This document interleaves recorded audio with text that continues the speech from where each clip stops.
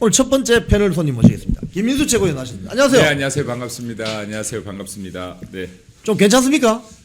네, 요즘- 괜찮습니다. 아, 약을 좀 드셨죠? 네, 계속 좀 잘 챙겨 먹고 있습니다. 아, 예, 좀 아니 그날보다 훨씬 좋아진 것 같아요. 그런가요? 네. 예, 아 정말 다행이네요. 감사합니다. 야, 이거 뭐 어제 저도 간밤에 잠을 좀 설쳤습니다. 장동혁 대표가 어제 시작한 그 필리버스터를 지금 24시간 거의 다 돼가는 것 같은데 네, 네. 이거 어떻게 보셨습니까? 뭐 대한민국 정치 현실 가슴 아프게 보고 있습니다. 여기 지금 헌정사상 처음으로 야당 대표가 필리버스터를 그렇죠. 진행하는 것도 이만큼 지금 위기 상황이고 그리고 여당이 지금 소통을 아예 막고 있다는 방증 아니겠습니까? 야당 대표가 필리버스터를 하는 자리에 설 수밖에 없게끔 만들고 있구나. 이 시국이. 이 시국 자체를 굉장히 가슴 아프게 보고 있고 어제 필리버스터 가시기 전에 대표님께서 제 손 잡고 화장실 앞에서 오늘 필리버스터 한다라고 말씀을 하셨는데 야당 대표로서 그 자리에 서서 쉽게 빠르게 끝내시진 않겠구나라고 생각했는데 보면서도 이렇게 지쳐가시는 모습도 보이고 그거를 버티려는 모습도 보여서 어제 뭐 계속 뭐 밤새 보면서 마음 아프게 봤습니다. 마음 아프게 보고 제가 어제 새벽 3시 정도에 소회를 15시간이 넘어갈 때 15시간이 넘어갈 때 소회를 잠깐 뭐 SNS에 올리기도 했는데 예. 지금 이제 약 30분 후면 24시간 되는 것 같아요. 그렇죠. 이러지 그럼 마. 대한민국은 24시간이 제한돼 있죠, 저게. 예, 예. 네, 그러면 아마 24시간을 채우시지 않을까라고 생각되어집니다. 그래서 이게 뭐 시간이 중요한 것이 아니라 지금 장동혁 대표께서 말이 아니라 행동으로 민주당의 폭거에 저항하고 있다. 라는 걸 여러분들께서 알아주셨으면 좋겠습니다. 그리고 지금 민주당으로부터 이 우리 국민의힘이 사실상 할 수 있는 것들이 법적으로 할 수 있는 게 특별히 없거든요. 제도적으로 할 수 있는 그렇죠. 것들이 다 막혀 있는 예. 상황입니다. 이 필리버스터조차도 민주당이 무시해 버릴 수 있겠지만은 민주당이 아무리 무도하더라도 국민들의 마음까지 무시할 수 있겠습니까?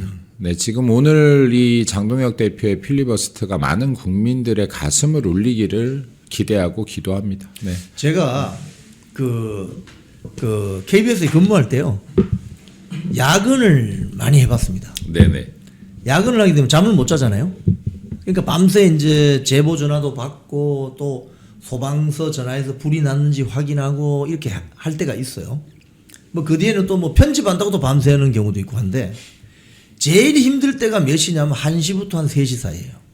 그때 너무 힘듭니다. 근데 제가 어제 간밤에 필버 하시는 걸 제가 보고 새벽에 잠시 봤더니 굉장히 힘든 표정을 하고 계시더라고요. 한 3시쯤에. 근데 이게 새벽 한 5시쯤 되면요. 사람이 또 살아나요. 이제 이 생체 리듬이 이제 잠자다가 깨어나는 시간이기 때문에 마비되는 거죠, 사실. 이제 사실은 이게 마비되는 건데 네. 또 살아나는 것처럼 제가 아까 출근해서 보니까 또 말씀을 또 되게 잘하시는 것처럼 보이는데 이제 결국 어떻게 되냐면 9시나 10시쯤 넘으면 이게 다운됩니다. 맞습니다. 쉽게 배터리 방전되는 네. 거거든요. 네.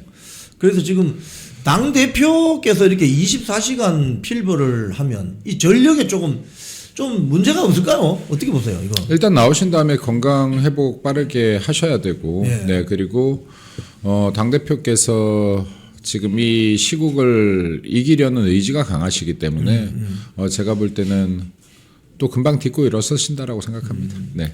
제가 보면 저도 장동혁 대표를 사무총장 시절에 텔레비전에서 봤는데 목소리가 너무 맑고 청명하다고 느낌 받았는데 오늘 새벽에 그 필리버스터 하는 거 보니까 그 청명한 목소리가 다시 살아나더라고요. 야, 그래서 제가 야, 이거 참 이 건강에 문제는 없어야 될 텐데 그런 생각을 합니다. 많은 분들께서 걱정해주고 계실 텐데 걱정도 감사하고 어제 제가 새벽 3시에도 3,000명이 국민의힘 TV에만 3,000명이 보고 계셨어요. 네. 그리고 더 많은 곳들을 통해서 또 보고 계시고 응원하셨을 분들이 있을 거라고 생각하고, 단지 좀 아쉬운 것은 그래도 대한민국 방송 3사에서는 이것을 계속 중계를 했어야 되지 않는가, 뭐 아니면 YTN이나 뭐 이렇게 네, 이렇게 좀 중계를 했었더라면 더 좋았겠다라는 생각이 드는데, 이게 뭐 국민의힘 TV나 몇 곳에서 이렇게 중계했던 것으로 알고 있습니다. 그래서 지금 이것도 국민 여러분들께서 응원해 주시는 힘으로 달려가고 있는 것이니, 여러분들께서 더 큰 응원해 주시기를 부탁드리고, 우리가 함께 이겨나갈 수 있는 전국이 되게끔 만들면 좋겠습니다. 예. 네. 지금 뭐 방금 말씀하셨지만 뭐 대한민국 지상파나 종편들이 지금 이 법에 대해서 그 위험성, 제가 그 새벽부터 잘 들어보니까, 저는 사실 법조인 출신 아니잖아요. 저 언론 출신이지 않습니까? 이 나치 정권이 그 독일이라는 나라를 독재 국가로 만들어가는 과정에 제일 먼저 한 게 뭐냐면 언론 장악이죠. 언론 장악이고 사법부 장악입니다. 맞습니다. 사법부 장악할 때 이제 인민재판소를 만들잖아요.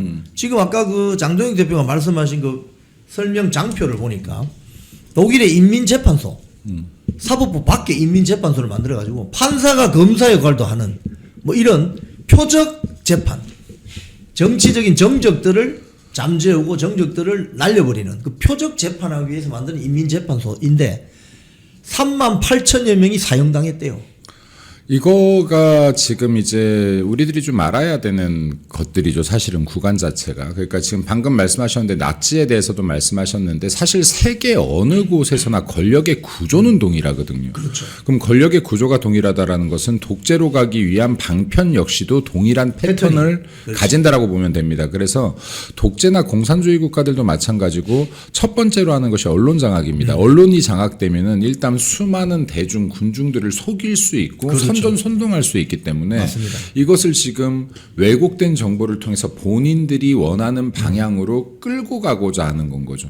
그래서 이게 선전선동은 정확하게는 가짜 정보로 내가 원하는 방향으로 끌고 온다의 뜻입니다. 그렇죠. 네, 그럼 지금 이것이 더 이상은 언론으로서의 기능을 하는 것이 아니라 권력의 선전 매체로서의 기능을 하는 겁니다. 마치 노동신문과 똑같은 그렇죠. 역할을 하는 겁니다. 조선중앙통신. 네, 그러면 지금 이 패턴들은 세계사적으로 계속 동일하게 이어져 왔었는데, 방금 나치 이야기를 하셨으니까 뭐 추가적으로 말씀드린다면, 나치가 불과 국민의 2%의 지지뿐이 못 받던 정당이에요. 그렇죠. 이게 사실은. 그렇죠. 네. 근데 이때 당시에도 마찬가지입니다. 수많은 기득권 권력자들이 이 사람을 세우는 거예요. 그래요. 맞아요. 이러고 나서 이제 독재가 시작되는데, 이게 처음 단계에서 국민의 지지율의 2%에 불과했다는 걸 우리가 기억할 필요가 있습니다. 그리고 이 나치가 권력을 잡고 나서 어떤 식으로 국민들을 통제하는지를 보면 공공의 적 대상을 만들지 않습니까? 그렇죠. 유대인이라는. 유대인. 근데 이게 한 번에 유대인을 공공의 적으로 생각하게 되는 게 아니에요. 처음에는 아주 작은 것부터 시작을 하거든요. 유대인들을 약간 혐오시키면서 이들의 식료품점을 이용하지 말라고 합니다. 막 신효부정 공격하고. 네. 근데 이때 독일인들 대다수는 뭐라고 하냐면, 왜 그래야 되는데? 라고 합니다. 말을 안 듣습니다. 그랬을 때 이게 나치 정부가 했던 행동이, 나치 당에 있는 언론사를 가진 간부의 언론, 신문을 이용해서 여기에 유대인들의 범죄 제보를 받는 난을 만듭니다. 사실 검증을 하지 않고 무턱대고 실는 거예요. 이걸 계속 하다 보니까, 그럼 유대인들은 범죄를 저지르는 사람들이구나라고 인식되게 되는 겁니다. 아하. 네. 근데 이게 마치 계엄 탄핵 정국의 민주당이 했던 민주파 출소와 똑같은 형태를 가진다는 겁니다. 제가 이것도 지금 몇 번을 말했었거든요. 그때 출소. 내란 제보하라고 막 했지 않습니까? 예, 예. 똑같은 패턴을 갖는다. 그리고 이렇게 장악된 언론들은 언젠가는 권력을 위한 도구로 활용되기 시작하는 것이고, 언론을 장악했을 때 이제 재판부만, 사법부만 장악을 한다라고 하면 무서울 게 없는 거죠. 그렇죠. 모든 독재 국가가 이 패턴으로 가는 겁니다. 근데 지금 대한민국, 제가 계속해서 레거시 언론들, 사실 정치인이 언론인 비판하는 거 이거 쉽지 않아요. 쉽지 않죠. 네, 근데 제가 레거시 언론들에게 계속해서 비판을 하고 촉구를 하고 하는 것은, 이 언론이 진짜로 이렇게까지 기울어지면 이게 독재 국가로 가는 길을 열어주기 때문에 그렇습니다. 그리고 지금 사법부도 우리가 안전한 상태가 아닌데, 만약 사법부까지도 권력이 쥐락펴락할 수 있는 단계로 가면 이때는 늦습니다. 막을 방법이 없습니다. 진짜로 막아낼 방법이 없습니다. 그래서 지금 저희들이 계속해서 투쟁을 얘기하는 것이고 예. 지금 이러한 시국에서 뉴 미디어들의 역할을 계속해서 강조하는 이유도 대체 언론이라도 있기 때문에 우리가 이 정도로 목소리를 낼 수 있는 것이죠. 그렇죠. 지금 약간만 입맛에 안 맞아도 이게 균형된 보도를 위한 패널 관리가 아니라 입맛에 맞지 않으면 지금 레거시에서는 출연조차 안 되는 겁니다. 출연 다 막아버리죠. 네, 그러니까 지금 이제 이러한 부분들도 뭐 마찬가지로 여론조사도 마찬가지입니다. 여론조사 제가 뭐 지난주에 매일신문에서 토요일 날 좀 얘기했던 것들이 있는데 예. 도표를 아예 들고 와서 제가 얘기를 했는데 예. 이런 것들도 지금 언론들이 얼마든지 왜곡시킬 수가 있다. 그리고 제 발언도 뭐 여기에 우리 앵커님의 우리 선배님의 발언도 얼마든지 부분만 떼서 왜곡하면 악마의 편집하죠. 네, 그럼 이건 모르는 분들이 보면은 이거를 이 언론이 끌고 가는 방향대로 대다수가 끌려가게 된다. 이거 굉장히 위험한 거죠. 지금 내란 재판부가 결국 이제 그리고 제가 오늘 또 하나만 더 얘기할게요. 예, 예. 내한 얘기 나온 김에. 예. 사실 지금 헌정사상 처음 있는 야당 대표의 필리버스트다라고 하면요. 이거 사실 지금 뉴스 도배했어야 됩니다. 맞습니다. 근데 보면은 짤막하게 단신처럼 나오는 곳들이 대다수이고 그리고 이 취지 원래대로 하면 지금 언론들의 역할이 왜 야당 대표가 필리버스터 자리에서 24시간을 버틸 수밖에 없었는지 이 상황 설명들도 충분히 할 겁니다. 그리고 이것이 국민들이 다 볼 수 있게 한 번 뉴스 틀었다고 보지 않거든요. 이것이 또 방영되고 또 방영되고 또 방영되고를 할 것인데 이걸 아주 짧게 스치듯 스치고 지나간다. 그럼에도 불구하고 우리가 계속 저항해야 된다고 하는 것은 제가 지금 이 여론조사 들고 계속 싸웠지 않습니까? 예. 욕을 먹어가면서도. 왜냐하면 제 발언 다 왜곡해요. 김민수가 낮게 나온 여론조사 믿지 말래. 그래, 니네끼리 자위해라. 그러다 선거 져 봐라. 저 극우다. 갤럽을 믿지 말래. 이런 식으로 제 발언 다 왜곡하는 거예요. 예. 근데 이거 제가 욕을 먹든 말든 계속했지 않습니까? 예. 이제 리얼미터가 나오더라고요. 어제. 맞아요. 여론조사에. 예, 예. 레거시에서 싸워야 됩니다. 네, 그러니까 이거를 싸워야 됩니다. 내가 욕먹는 거를 두려워해서 안 싸우면 하나도 안 바뀝니다. 그러니까 정치인들 한 명 한 명이 싸우셔야 이제 국민의힘이 37% 이상 나오고 있다라는 리얼미터가 레거시에 나오기 시작하죠. 그렇죠.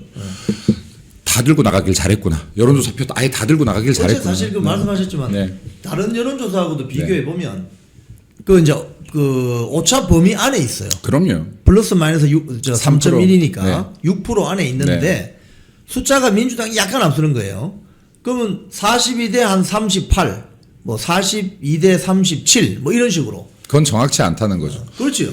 예를 들어서 이게 지금 우리가 여론조사들 보면 뭐 플러스 마이너스 2.5표기 되는 것도 있고 3표기 되는 것도 있고 3.5표기 되는 것도 있고 많이 오차범위가 있을 땐 4.5표기 되는 것들도 있는데 이 오차범위라는 것은 이 퍼센트 안에서는 정확치 않습니다라는 그렇죠. 거예요. 오차라는 거예요. 그럼 이게 항상 뭐 예를 들어서 리얼미터가 플러스 마이너스 3% 내에서 오차범위라고 하면 사실 이번 주에 30이었다가 다음 주에 27이거나 33이거나 보합으로 봐야 되는 겁니다. 그렇죠. 그러니까 이건 플러스 마이너스 3% 내 오차라는 거기 때문에 이 3% 안에서 깔짝 올랐다고 좋아할 이유도 그렇죠. 3% 안에서 깔짝 내렸다고 실망할 이유도 없다. 그렇죠. 이건 그렇죠. 오차 범위 안에 있는 그렇죠. 것이다. 네. 보합세로 봐야 되는 것이다. 근데 중요한 것은 국민의힘은 지금 전당대회 이전부터 제가 이게 이 부분도 많이 얘기했는데 8월 전당대회 시작에서 투쟁 분위기가 나오면서 지지율이 오르기 계속 올라가고 시작했다고. 있어요. 자, 그럼 이 추세를 보면 갤럽조차도 상승 추세에 있다. 맞습니다.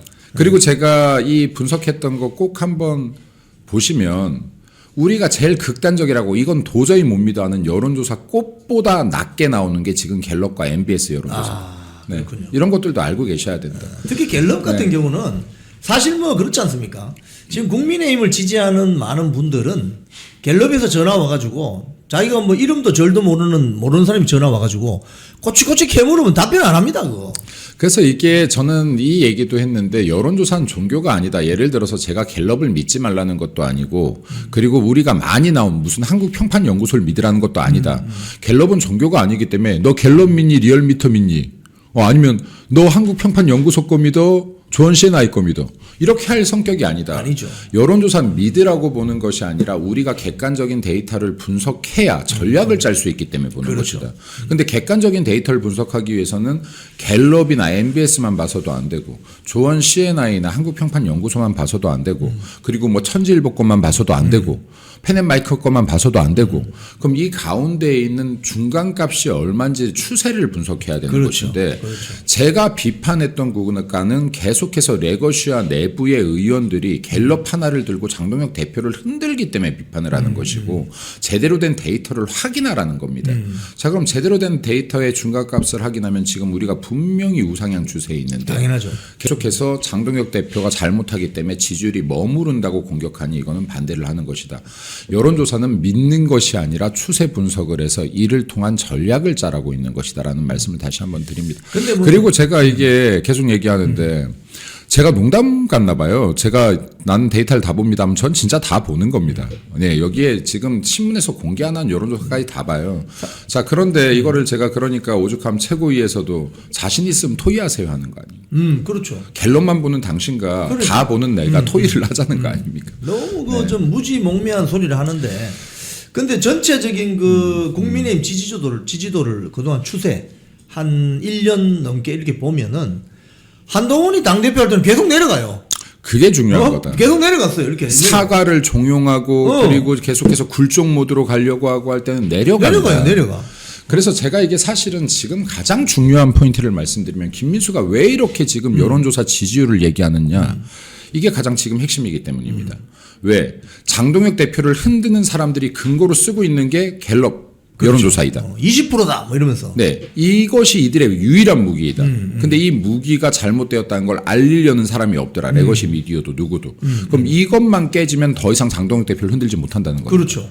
그렇기 때문에 제가 여론조사 표들을 다 갖고 오는 것이고, 두 번째는 이걸 제대로 분석해야 다음 전략이 나오는 것인데, 우리 선배님 머리 좋으시니까 기억하시겠지만 제가 항상 보수가 다 결집하면 몇 프로라고 딱 합니다. 내일 당장 선거에도 몇 프로는 무조건 보수를 찍는다. 그렇죠. 이게 제가 32%, 33%를 얘기합니다. 근데 여론조사 추세에서는 지금 우리 당의 여론조사가 30대 중반에서 30대 후반, 35에서 38을 꼭 보이고 있습니다. 이건 지금 제가 평상시에 얘기하던 보수 직결을 초과한 수치입니다. 그렇죠.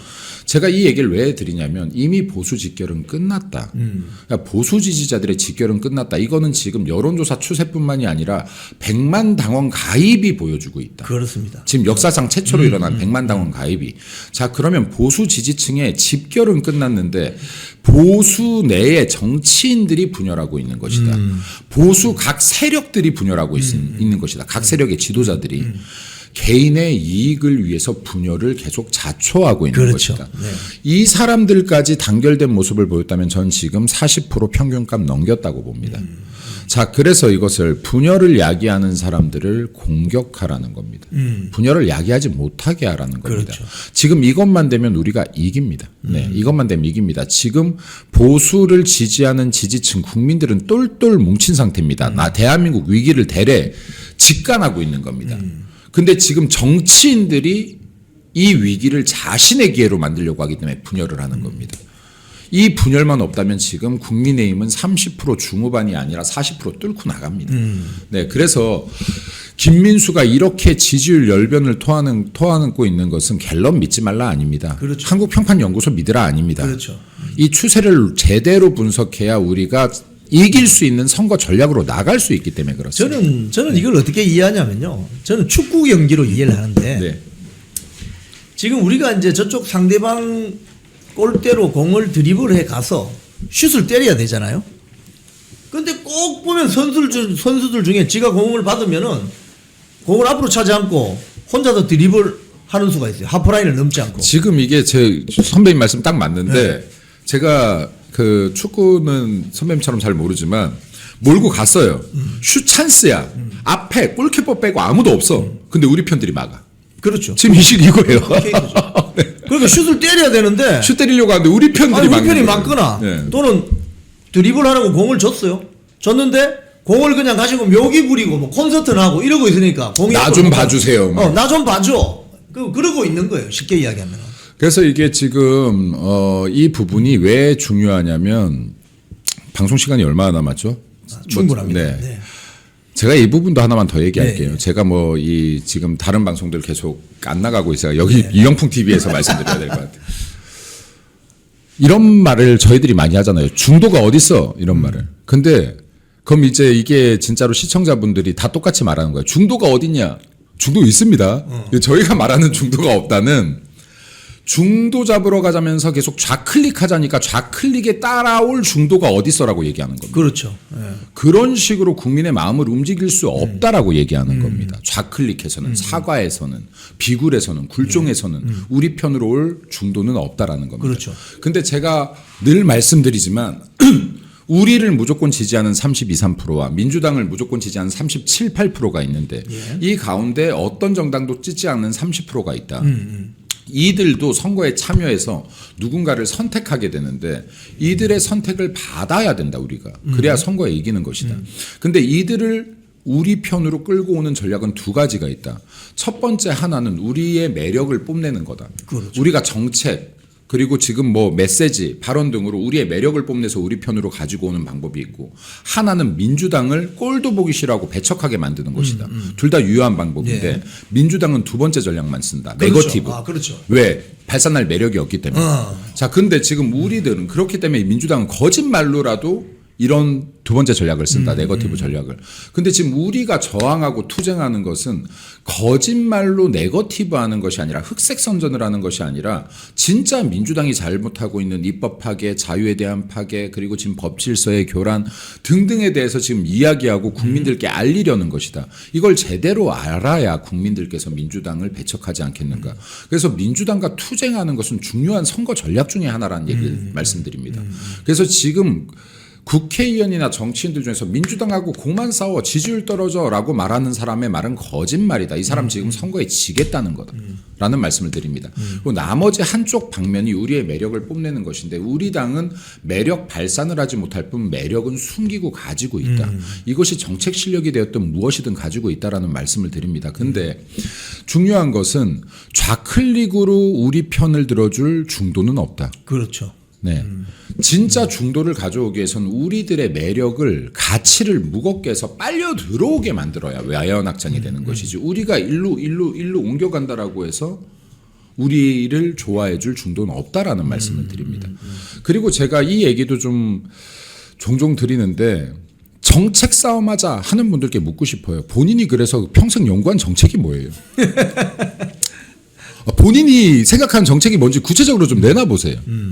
네, 그리고 제가 여기 선배님께도 지난주에 질문해서 제가 감히 선배님을 약간 당황하게 만들었지만 기억이 안 나요. 김문수 후보의 공약 기억 안 1호 나요. 공약 지금도 기억 안 나시잖아요. 기억 안 나요. 사실 그 방송 끝나고도 궁금하지 않으셨잖아요. 궁금하네. 자, 제가 드리는 말씀은 제가 여기 댓글 한 번만 읽어주실래요? 제 질문 한번 퀴즈 한번 내볼게요. 예. 시청자 여러분들 혹시 박정희 대통령의 정책 중에 기억나는 거 있으면 댓글 남겨주시겠습니까? 한번 남겨보세요.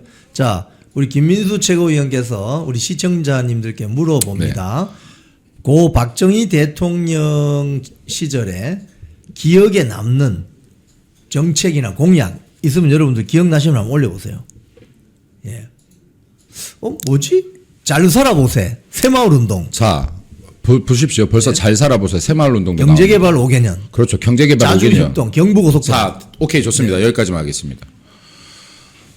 바로 몇 개월 전에 있었던 이재명의 1번 공약도 기억이 나지 않고 김문수 후보의 1번 공약도 공약이 기억이 나지 않는데 왜 수십 년 전에 박정희 대통령의 공약과 정책은 기억이 날까요? 아, 그렇군요.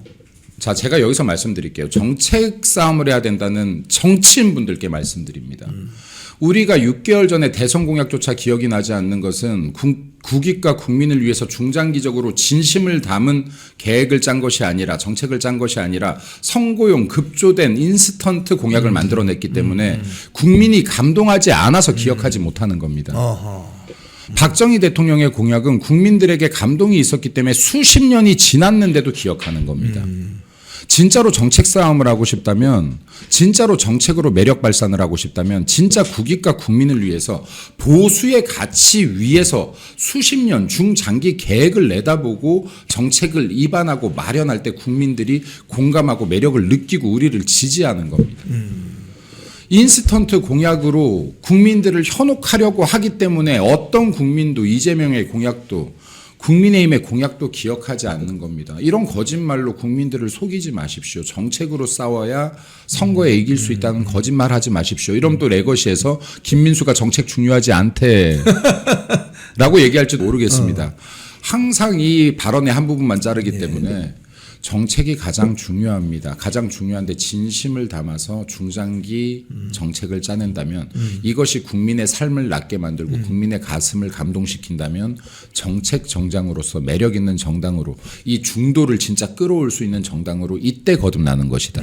좌클릭이 아니라 사과가 아니라 굴종이 아니라 이 아까 말씀드립니다. 그 말씀하셨잖아요. 민주당은 발산할 매력이 없기 때문에 네. 네거티브로 계속 간다. 지금 2차 특검법 발의했잖아요. 어제. 네. 이거 지방선거용으로 그냥 계속 우려먹겠다는 거 아니에요? 특검 하나로 제가 사실은 정확히 얘기하면요. 우리 당에 제가 특정인을 거론해서 막 비판을 잘 하지 않지만 제가 이 얘기 많이 하죠. 제가 한동훈에 대해 이야기할 때 보수를 지지했던 사람이라면 한동훈에게 기대를 걸어보지 않은 사람이 어디 있겠느냐. 나 역시도 기대를 걸었던 사람이다. 근데 내가 한동훈을 처음으로 공개 비판했던 것은 패스트트랙에 참전했던 우리 의원들을 무시하는 발언을 했을 그렇죠. 때와 3특검을 받자라고 했을 때다. 이때부터 나는 이 사람을 비판하기 시작했다. 저한테 비판 실명으로 받은 사람 몇 명 안 됩니다. 예. 전 절대 실명으로 우리 내부를 공격한 적이 많지 않습니다. 예. 이거는 안 되겠다. 도저히 안 되겠다 할 때. 자, 근데요. 그때도 제가 항상 한결같은 얘기를 했습니다. 이 특검이 진행되면 정치적 소재로 쓰일 뿐이다. 그렇죠. 선거 끝까지 이용될 뿐이다. 우리 당의 수많은 사람들이 대통령과 영부인뿐만이 아니라 수많은 사람들이 포토라인에서 하면서 걸레짝이 될 것이다. 그렇게 되고 있는 거 아닙니까? 그리고 민주당과 이재명은 이것을 꽃놀이패로 선거의 꽃놀이패로 활용할 것이다. 지금 똑같이 가는 거 아닙니까? 똑같이 가고 있죠. 제가 이것도 어떻게든 간에 이 특검을 연장하면서 지금 내년 지방지선까지 끌고 가면서 지금 수 없는 우리 당의 의원들을 카메라 앞에 세울 것이고 우리 당을 내란 정당으로 만들기 위한 프레임들을 씌워나갈 것인데 이거 지금 누가 계속 자초하고 있는 것이냐. 이 상황에서 지금 사과가 진짜 답인지도 생각을 해보시기 바랍니다. 많은 의원들께서 사과가 맞는지 투쟁이 맞는지 안 억울합니까? 예를 들어서 본인이 뭔가 물건 안 훔쳤는데 야 이 도둑놈아 하면 억울하실 거 아니에요. 본인이 누구 안 때렸는데 너 어제 너 누구 폭행하는 거 봤는데라고 하면 억울하실 거잖아요. 어제 본인이 술 먹지도 않았는데 제 이영풍이 술 먹고 가다가 침 뱉는 거 내가 봤다라고 하면 억울할 거 아닙니까? 근데 어떻게 지금 내란 정당이라는데 억울해하지 않습니까? 우리가 뽑았던 대통령을 내란 수괴라고 하는데 화를 내질 않습니까? 이게 지금 이러니까 또 밟아도 되는 상대로 보는 겁니다. 그렇죠. 이 정도 펀치를 때리는데도 가만히 있는 쪼다들이니까 더 발자가 되는 겁니다. 그 맞습니다. 원래 일진들이요. 두들겨 패도 저항하지 않는 애는 계속 골라서 패거든요. 덤비면요 피곤해서 못 그러니까요. 팹니다. 네, 그러니 이것도 우리가 지금 보자. 예를 들어서 선거 전략이라고 하면서 내놓는 것들이 고작해야 사과. 그럼 중도가 옵니까? 그 근거를 좀 갖고 와봐요. 근거를. 매력이 없으면 이거는 중도 확장이 아니다. 우리가 이럴 때 중도가 어디 있습니까 하는 거예요. 이 말에 앞에 가로쳐져 있는 겁니다. 이따위 짓에 넘어올 중도가 어디 있습니까? 그렇죠. 이따위 짓에 넘어올 정치 무관심층이 어디 있습니까? 예. 이 가로가 쳐져 있는 거예요. 네. 지금 이호선 위원장이 올해 가기 전에 큰 거 한 방 터뜨리겠습니까? 이것도 저는 개인적으로는요. 예. 조용해야 된다. 조용히 해야 된다. 제가 이 얘기 나올 때마다 근데 제 말대로 되지 않았습니까? 예. 다 모든 방송 나올 때마다 이거 좀만 기다려 주십시오. 조용한 게 낫습니다. 오케이. 네, 근데 이것도 마찬가지인데 조용한 게 좋다. 왜냐하면 우리가 뭔가 행동을 할 때 요란 법석을 떨면서 가서 적과 싸우는 것과 내가 이거는 지금 진짜 진지전에서 사기를 올릴 때면 모르겠지만 우리가 진짜로 꼭 해야 된다면 기도 빈익을 유지하면서 가는 게 전략입니다. 기도 빈익을 유지해서 팔소리조차 나지 않아야 은밀하게. 예. 근데 제가 그때 만약에 이거 그냥 믿고 조용히 있어 주십시오 할 때 모두가 조용히 있었다면 저는 장담컨대 훨씬 빨랐다고 생각합니다. 훨씬 빠르게 쳤다고 생각합니다. 2배 속도 났다고 생각합니다. 그래서 이것이 꼭 공론화시키는 것이 이기는 길이 아니다. 라는 말씀도 좀 드리고 싶습니다. 그리고 이게 지금 자칫하면 이호선 위원장에게 이호선 위원장을 타겟으로 삼아서 엄청난 공격이 쏟아질 가능성이 있습니다. 근데 이때가 되면은 또 우리 당 의원들이 막아주지 않아요. 그렇죠. 네. 네, 이거 오늘 네. 보니까 뭐 중앙일보하고 몇 군데에서 이호선 위원장을 막 또 파더라고요. 와 저기 저 장동혁 대표와 어떤 친분이 있느냐라면서 막 추측성 기사를 써내더라고요. 한 번도 만난 적 없습니다. 통화도 한 적 없습니다. 자, 이런 공격이 올 것이기 때문에 제가 기도 빈익을 요구할 때는 기도 빈익을 요한 채 공격하는 것이 가장 빠른 방법이다. 그래서 이게 지금 사실은 많은 우파 유튜버들께서 이렇게 지금 당의 어려움도 돌파해 주시고 하지만 또 이게 방송이다 보니까 어쩔 수 없이 다뤄야 되는 주제들도 있거든요. 예. 근데 지금 이제 시간이 많지 않다 보니까 기도 빈익을 유지하고 보안을 유지해야 될 것들을 만약에 다 함께 좀 유지해 주신다면 저는 더 빠르게 치고 나갈 수 있는 부분들도 있을 것 같다. 무슨 말인지 제가 감 잡았어요. 그리고 이것이 이호선 위원장을 지키는 길이다. 라고 생각합니다. 자, 이거 마지막 이거 하나 여쭤보죠. 민주당이 통일교 특검을 갑자기 받은 이유는 뭐라고 생각하세요? 이런 거는 이제 시끄럽게 떠들어요. 네. 왜 갑자기 받는 거죠? 민주당이 잘합니다. 민주당이 정치는 못하지만 정치질을 잘합니다. 그래서 지금 이게 통일교에 대해서 사실 민주당이 특검을 안 받는다라고 했으면 이건 국민 의혹이 더 불거질 거거든요. 증폭되겠죠. 왜냐하면 국민들이 궁금해해요. 이게 아주 중요한 포인트인데 지금 민주당이 참 잘하는 것 중에 하나가 자신들의 실수를 반복하지 않으려는 기질이 있습니다. 지금 본인들이 문재인 정권에서 빼앗길 때 이게 조국 사태 입시 비리가 트리거가 됐다는 거 본인들이 알고 있거든요. 그렇죠. 근데 사실 이때 입시 비리가 제일 약한 거였어요. 주변에 너무 많은 비리가 있었어요. 그러니까. 근데 국민들이 반응하지 않았어요. 그러다 갑자기 입시 비리에 반응을 하셨어요. 딴 거 더 큰 사건은 묻혔어요, 대래. 근데 지금도 그렇습니다. 사실 대장동 항소폭이 너무 큰 건인데 묻히고 있어요. 양평 공무원 자살 사건 너무나 큰 사건인데 묻히고 있어요. 지금 캄보디아 사건 너무나 크고 우리 수많은 국민들이 지금 목숨을 담보로 잡혀 있는데 묻히고 있어요. 근데 이것이 국민들께서 물론 분노는 하셨지만 이게 묻히고 있는데 통일교는 어떻게 보면 그거 대비해서 작은 사건인데 국민들에게 다가오는 피해가. 근데 이것이 가장 이슈로 마치 조국의 입시 비리처럼 올라오고 있다. 근데 이걸 민주당이 캐치했다. 캐치했으니까 여기서 후퇴한다면 이거는 대래 역공을 맞겠구나. 우리가 떳떳하다는 걸 보여주려면 특검을 받는다고 해버리자. 일단 받는다고 해버리자. 일단 받는다고 해버리자. 그리고 지금 여기에서 역공을 하는 겁니다. 니네가 더 나올 걸, 니네들이 문제가 더 많을 걸, 우린 당당하니까 받아줄게 한 다음에 지금부터 이제 딴소리를 할 거예요. 딴소리 합니다. 딴소리를 분명히 합니다. 오늘 조간신문에 난 게 뭐냐면 네.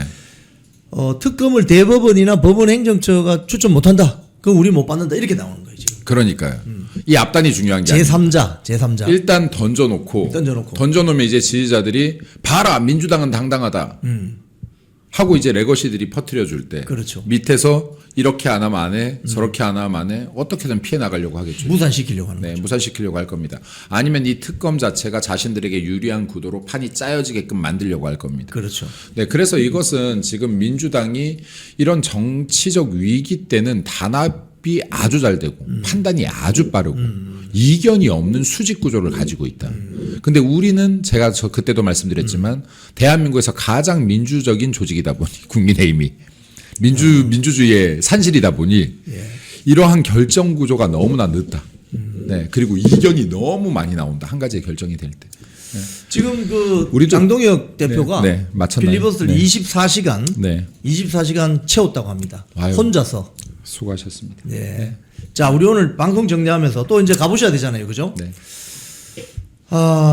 참 저는 이렇게 생각해요. 장동혁 대표가 전직 직업이 법관이잖아요. 근데 야당 대표가 되었어요.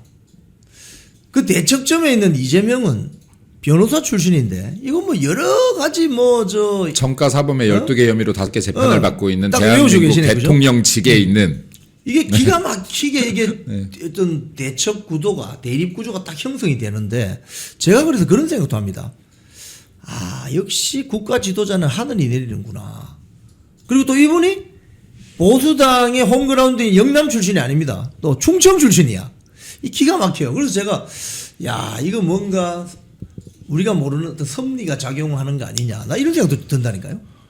동의합니다. 네. 그리고 이게 지금 만약에 대한민국 역사가 70년 남짓 역사 동에 세계를 놀래키는 진짜 놀라게 하는 어디에서도 찾아볼 수 없는 발전의 역사를 가졌는데 이 역사가 멈추게 된다면 후퇴하게 된다면 이거는 지금 세계사의 페이지 하나가 찢겨지는 것과 똑같다라고 봅니다. 예. 근데 이게 만약에 진짜 섭리라는 것이 있다면 순리라는 것이 있다면 이 대한민국을 무너지게 하겠는가. 네. 근데 그 무너지게 하겠는가 저는 비슷한 걸 느꼈던 게 야, 1020, 30이 움직일 때 느꼈습니다. 1020, 30이 움직일 때 대한민국이 무너지지 않겠구나. 대한민국 청년들이 우리가 그렇게 우리 좀 봐줘할 때 안 봐주던 청년들이 나라가 위기에 처하니까 청년들이 우리를 보기 시작하고 청년들이 소리 외치기 시작하는구나. 야 이게 이 나라가 이대로 무너지진 않겠구나 라고 생각했던 것 같은데 이런 것들이 지금 청년에서 또 뭐 장동혁 대표님에서 뭐 여러 사람들에서 하나씩 느껴지는 구간들이 계속해서 쌓이다 보면 언젠가는 지금 잘못된 것들 바로 잡을 날이 있을 거라고 생각됩니다. 자, 우리 시청자님들께 마지막 한 말씀 하시고 또 이 장 대표님 만나러 가야 되잖아요. 네. 우리 시청자 여러분 그리고 존경하는 국민 여러분 이제 2025년이 며칠 남지 않은 상황에서도 여전히 여러분들의 마음이 차갑고 그리고 분통이 터지는 나날들이라고 생각합니다. 그럼에도 불구하고 저희들이 여러분들과 함께 싸우고 있습니다. 여러분 때론 보시기에 맞는 방향인지 물음표를 그으실 수 있지만 여러분들이 옆에 있다는 것 항상 잊지 않고 있고 여러분들이 뒤를 지켜주고 있다는 것 잊지 않고 있습니다. 저희들이 여러분들에게 힘입어서 한 걸음씩 한 걸음씩 더 나아갈 수 있는 것이니 여러분들께서 더 힘차게 응원해 주시고 그리고 또 저희들도 여러분의 힘이 되겠습니다. 그리고 또 시들해질 수 있으니까 다시 말씀드리면 아직 당원 가입하지 않으신 분들 당원 가입해 주십시오. 내가 지방선거에 참여할 수 있냐 없냐 따지지 말고 당원 가입 계속해 주십시오. 여러분들의 당원 가입은 3개월 후 6개월 후에 필요한 것이 아니라 더 큰 개혁을 할 때 필요하게 될 겁니다. 지금부터 많이 당원 가입해 주셔서 100만이 아니라 민주당과 필적할 수 있는 200만을 목표로 많은 분들 당원 가입시켜 주시면 감사하겠습니다. 자, 어제 그 이야기부터 좀 하죠. 장동혁 대표가 뭐 보기보다 이게 좀 날씬하고 약간 우리 저 좀 캐주얼하게 말하면 약간 갈비씨 같은 체격인 것 같은데 24시간을 그냥 물만 마시고 버티던데 그거 어떻게 보셨어요? 일단은 당무가 정말 상당히 경무에 시달리고 계시거든요. 그래서 평소에 잠을 많이 못 자시는 걸로 예. 저는 알고 있고 실제로 7kg 가까이 빠졌다고 하십니다. 예. 당대표가 되시고 나서 그 정도로 지금 정말 열심히 뛰고 계시는데 그런 와중에 사실 그 필리버스터 하기 바로 전날도 많이 못 주무셨어요. 예. 계란 반쪽 먹고 들어가셨다라고 해서 사실 거의 뭐 3-4시간 지난 시점에서도 다들 보셨겠지만은 굉장히 좀 지친 모습이 역력했었거든요. 그래서 사실 오죽하면 박준태 실장도 이제 그만하셔도 됐다. 이렇게 만류를 하기까지 했는데 끝까지 자리를 지키시면서 24시간을 이렇게 버티는 걸 보고요. 저도 정말 이건 초인적인 정신력으로 버텼다라고밖에 볼 수가 없다. 이런 생각이 많이 들었고요. 그리고 뭐 이제 덩달아 이제 과거 좀 미담 아닌 미담 뭐랄까요? 이런 소년 시절의 그런 경험들도 많이 이제 풀어지더라고요. 이를테면은 이 강전의 변호사가 직후 식사를 하면서 그 체력의 비결이 뭐냐 이렇게 물어보니까 장 대표님이 어릴 적에 그 도시락 쌀 형편이 안 돼서 점심시간 때마다 집까지 50분씩 왔다 갔다 맨날 했다. 그때 이제 그렇게 쌓아 올린 체력들이 많이 도움된 거 아닌가 생각을 한다. 이렇게 말씀하셨다더라고요. 제가 그 이야기 듣고 딱 생각난 게 뭐냐면 헝그리 파이터. 예. 헝그리 파이터. 맞습니다. 또 이제 결핍이 사람을 또 성장시키기도 하고. 헝그리 파이터 앤드 그 80년대 유행한 저 팝송의 제목 중에 할렘 디자이어. 네. 아, 그렇죠. 그렇죠. 그러니까 우리 뭐 국민의힘에 보면은 저 웰빙 샌님들 있잖아요. 네. 기회주의 뭐 한동훈이 같은 저런 웰빙 거기 비하면 이건 뭐 거의 뭐 엄청난 수준차를 클래스 차이가 있는 건데 어떻게 보셨습니까? 아니 정말 그 지점인 것 같아요. 그러니까 이제까지 우리 국민의힘에서 기대할 수 없었던 게 뭘 어떻게 싸워야 되는지 아예 모르는, 심지어 싸울 의지조차 없는 그런 정치인들만 봤습니다. 왜 그렇죠? 그들은 이미 태어났을 때부터 다 가졌거든요. 그런 사람들이 굉장히 많다. 아주 부유층의 2세라든가 혹은 정치적 뭐 후계자들이라든가 그렇지. 이런 사람들, 아주 그냥 이미 깔려져 있는 카페트 위를 걸어가는 사람들하고 장동혁 대표는요, 인생 전체가 가시밭길이더라고요. 심지어 지금 당대표를 하고 있는 이 중에도 가시밭길만 걷고 있어요. 가시밭길을 스스로 선택해서 걷기까지 합니다. 그러니까 내가 포시럽게 혹은 따뜻한 길로 가지 않겠다라는, 그리고 거기에는 뭐 단지 다른 이유가 아니라 무엇이 옳은지에 대해서 본인의 가치관이 명확하기 때문에 아무리 내가 쉬운 길이 있고 타협할 수 있는 길이 있고 그 지금 국민의힘의 주류들 모두 다 그냥 만족할 만한 그런 길이 뭔지 아는데 나는 그렇게 안 간다. 왜냐? 당 대표가 가야 될 길 원칙은 기본적으로 당원들이다. 당원들 마음에 부합하는 그런 행보를 하겠다라는 대원칙 하에 결정을 하기 때문에 아주 자잘한 수가 아예 없다는 것이에요. 저도 어제 이제 그 필리버스터를 보면서 사람 아니다. 사람 아니다. 점점 제가 처음에는 한 12시간 정도 하시겠다. 일반적으로 보통 이제 남성들 필리버스터 할 때 평균이 그 정도고 최고 기록이 17시간 정도 아닙니까? 그래서 뭐 당 대표가 당연히 다른 일정도 하고 해야 되니까 좀 지속 가능한 활동을 위해서는 12시간 정도 그렇게 예상을 했어요. 그런데 24시간을 실제로 시작할 때 24시간 정도 목표로 한다라고 했지만 그거는 이제 좀 이렇게 뭐 의지를 표현하는 거다라고 생각했는데 진짜 24시간 하는 거 보면서 아, 저분은 대소변도 어떻게 조절할 수 있는 분인가. 연속으로, 그러니까 중간중간에 쳤지만 연속으로 7시간, 8시간씩 해서 3번으로 나눠서 했습니다. 그러면 이제 8시간 동안 아무것도 안 마려울 수 있나? 뭐 이런 생각도 하고. 이 아니, 사람이, 예. 그 지점에서 제가 이 당직을 많이 해봤거든요. 네. KBS 다닐 때. 예. 이 당직하면 제일 저 힘든 시간이 언제냐면 새벽 1시부터 한 3시까지입니다. 아, 그렇죠. 그때는 자야 되는 시간인데 네. 안 자고 이제 전화하고 소방서 전화해서 불났나요? 물어보고 뭐 그죠. 산불은 혹시 났나요? 뭐 이러면 그렇죠. 전화 돌리는 시간이 있어요. 네. 그러면 사람이 어떻게 되냐면은 엄청 힘듭니다. 맞아요. 그 장동혁 대표 어제 그 화면 중에 보면은 갑자기 막 손수건으로 이 눈을 닦고 뭐 좀 힘들어하는 그 순간 그 시간대거든요.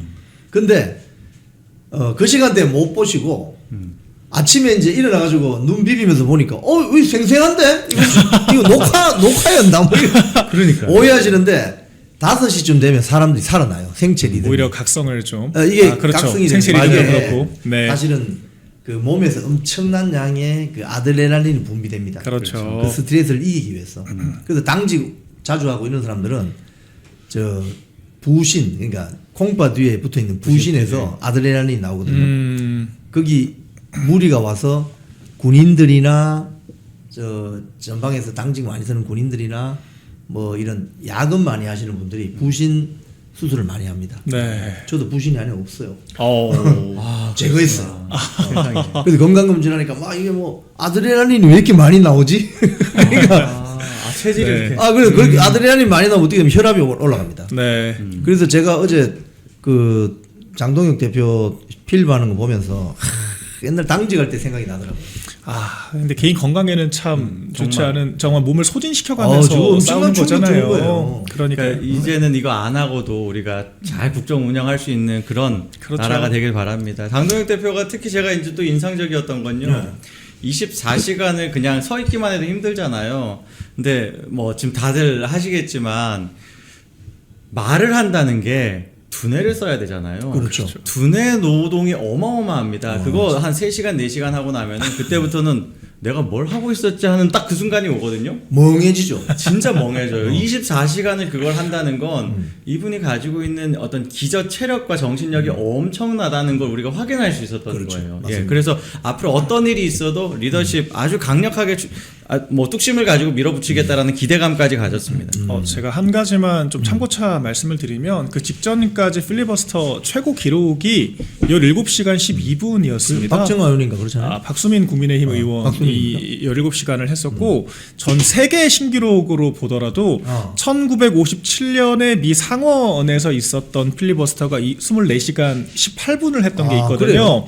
그러니까 이번 장동혁 대표가 사실 이 세계 신기록을 거의 근 70년 만에 경신할 수 있었던 그런 순간이었고 이게 사실 전 할 수 있었다고 봐요. 다만 못한 이유가 이 필리버스터 규정 중에 24시간이 지나면은 3분의 2 동의가 있다면 강제 종결을 시킬 수가 있기 때문에 예. 강제 종결 규정이 없었으면 전 세계 신기록 그리고 우리나라 기록으로도 7시간 가까이를 새로 경신을 했다라고 할 정도의 정말 대단한 모습을 보여주셨다 이렇게 보시면 될 것 같습니다. 기네스 그 북협회 연락을 해야 될 것 같은데. 그러니까요. 이제 그 전에 빨리 국회법을 바꿔야 될 것 같아요. 그러니까요. 네. 아니 근데 어제 보니까 그 뭐 노컷 뉴스에 뭐 보도가 하나 났던데 그게 뭐 당 대표는 밤새워서 저렇게 쉽게 이야기하면 저렇게 생 고생을 하면서 필벌을 하는데 초재선들 뭐 대안과 책임이라는 그 모임에서는 여의도에서 뭐 저 조참 모임 하면서 뭐 이런 일이 있어서 일부 보도가 됐어요. 그 노컷 뉴스 기자가 막 전화를 해가지고 물어보니까 뭐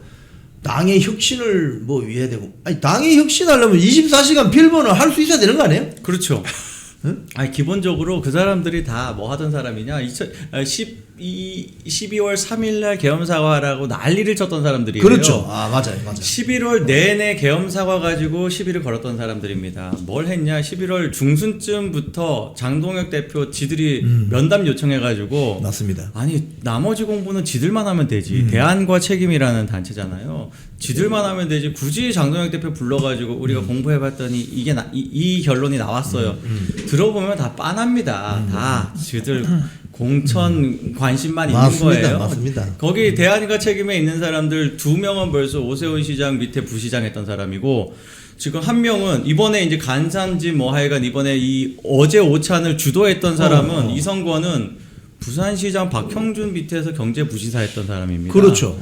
그렇네요. 부시장이죠. 예, 너무 티나는 거예요. 이 사람들이 뭘 위해서 저렇게 경주하고 있는지 너무 속이 빤히 보여요. 그래서 저는 이 사람들이 거의 정치적으로도 지능이 굉장히 떨어진다. 지금 이러면 티나는데 그리고 가장 그런 걸 하기에 안 좋은 장동혁 대표 어떻게 보면 이제 우파들이 보기에는 성스러운 헤일로 후광해 보이는 그런 장면. 지금 우리가 장동혁 어깨가 얼마나인지 지금 이만한 어깨인지 모르잖아요. 어깨왕이 되어 있는데 거기에서 우리는 그래도 공천에 관심이 있어 이런 티를 내버리니까 저 사람들은 정치력이 거의 최하 수준이다. 부끄러워요. 아니, 서울시장 그 부시장 서울시 부시장인 사람 2명이 누구죠?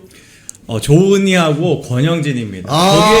거기에 여기 하나 더 추가할게요. 11월 말에는 서울시 당협위원장들 성명서를 넣어요. 예, 거기에 예. 이름이 한 명 더 있어요. 오신환이라는 사람도 바로 오신환. 부시장이에요. 맞네. 다 아예 그냥 아. 카르텔을 만들어. 카르텔이구만. 이게 부시장 지금 카르텔. 그러니까 다 떠나서 아니. 당신 100%에도 우리가 이깁니다라는 자신감이 있어야 정상이에요. 서울시장의 권한이 얼마나 크고 끼칠 수 있는 영향력이 얼마나 큽니까? 무능한 거죠. 벌써 거기서 무능한 거예요. 그렇죠. 어떻게 자기가 소속된 그리고 그 다른 누구보다 오래 소속되어 있었습니다. 서울시장만 해도 2010년, 2008년도부터 했나요? 굉장히 오랫동안 서울시장을 계속하고 있는 사람이 쪽팔린 거예요. 당신 좀 낮춰달라 이거는. 아니 어제 그 지방선거 총괄기획단 나경원 의원이 발표했는데 네. 당심 70%로 권고한 거 아닙니까? 맞습니다. 일단 최고위원회 뭐 공관위원회에서 이제 결정을 해야 되겠지만 네. 당심 70% 한다니까 지금 경기 일으키는 사람들이 왜 그런 거죠?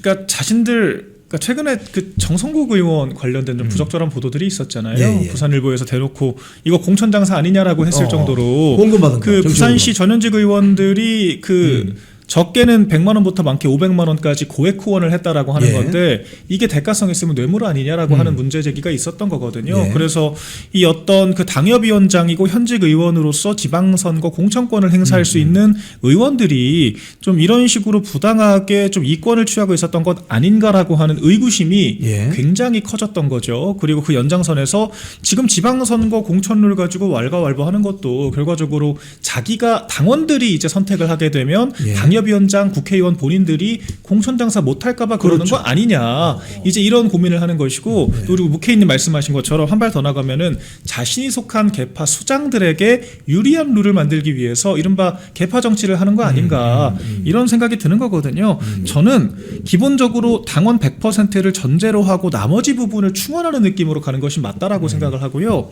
30%를 반영하는 것도 이분들 자기들 공부 모임이라면서요. 네. 그럼 제발 좀 정당 정치에 대해서 공부를 했으면 좋겠습니다.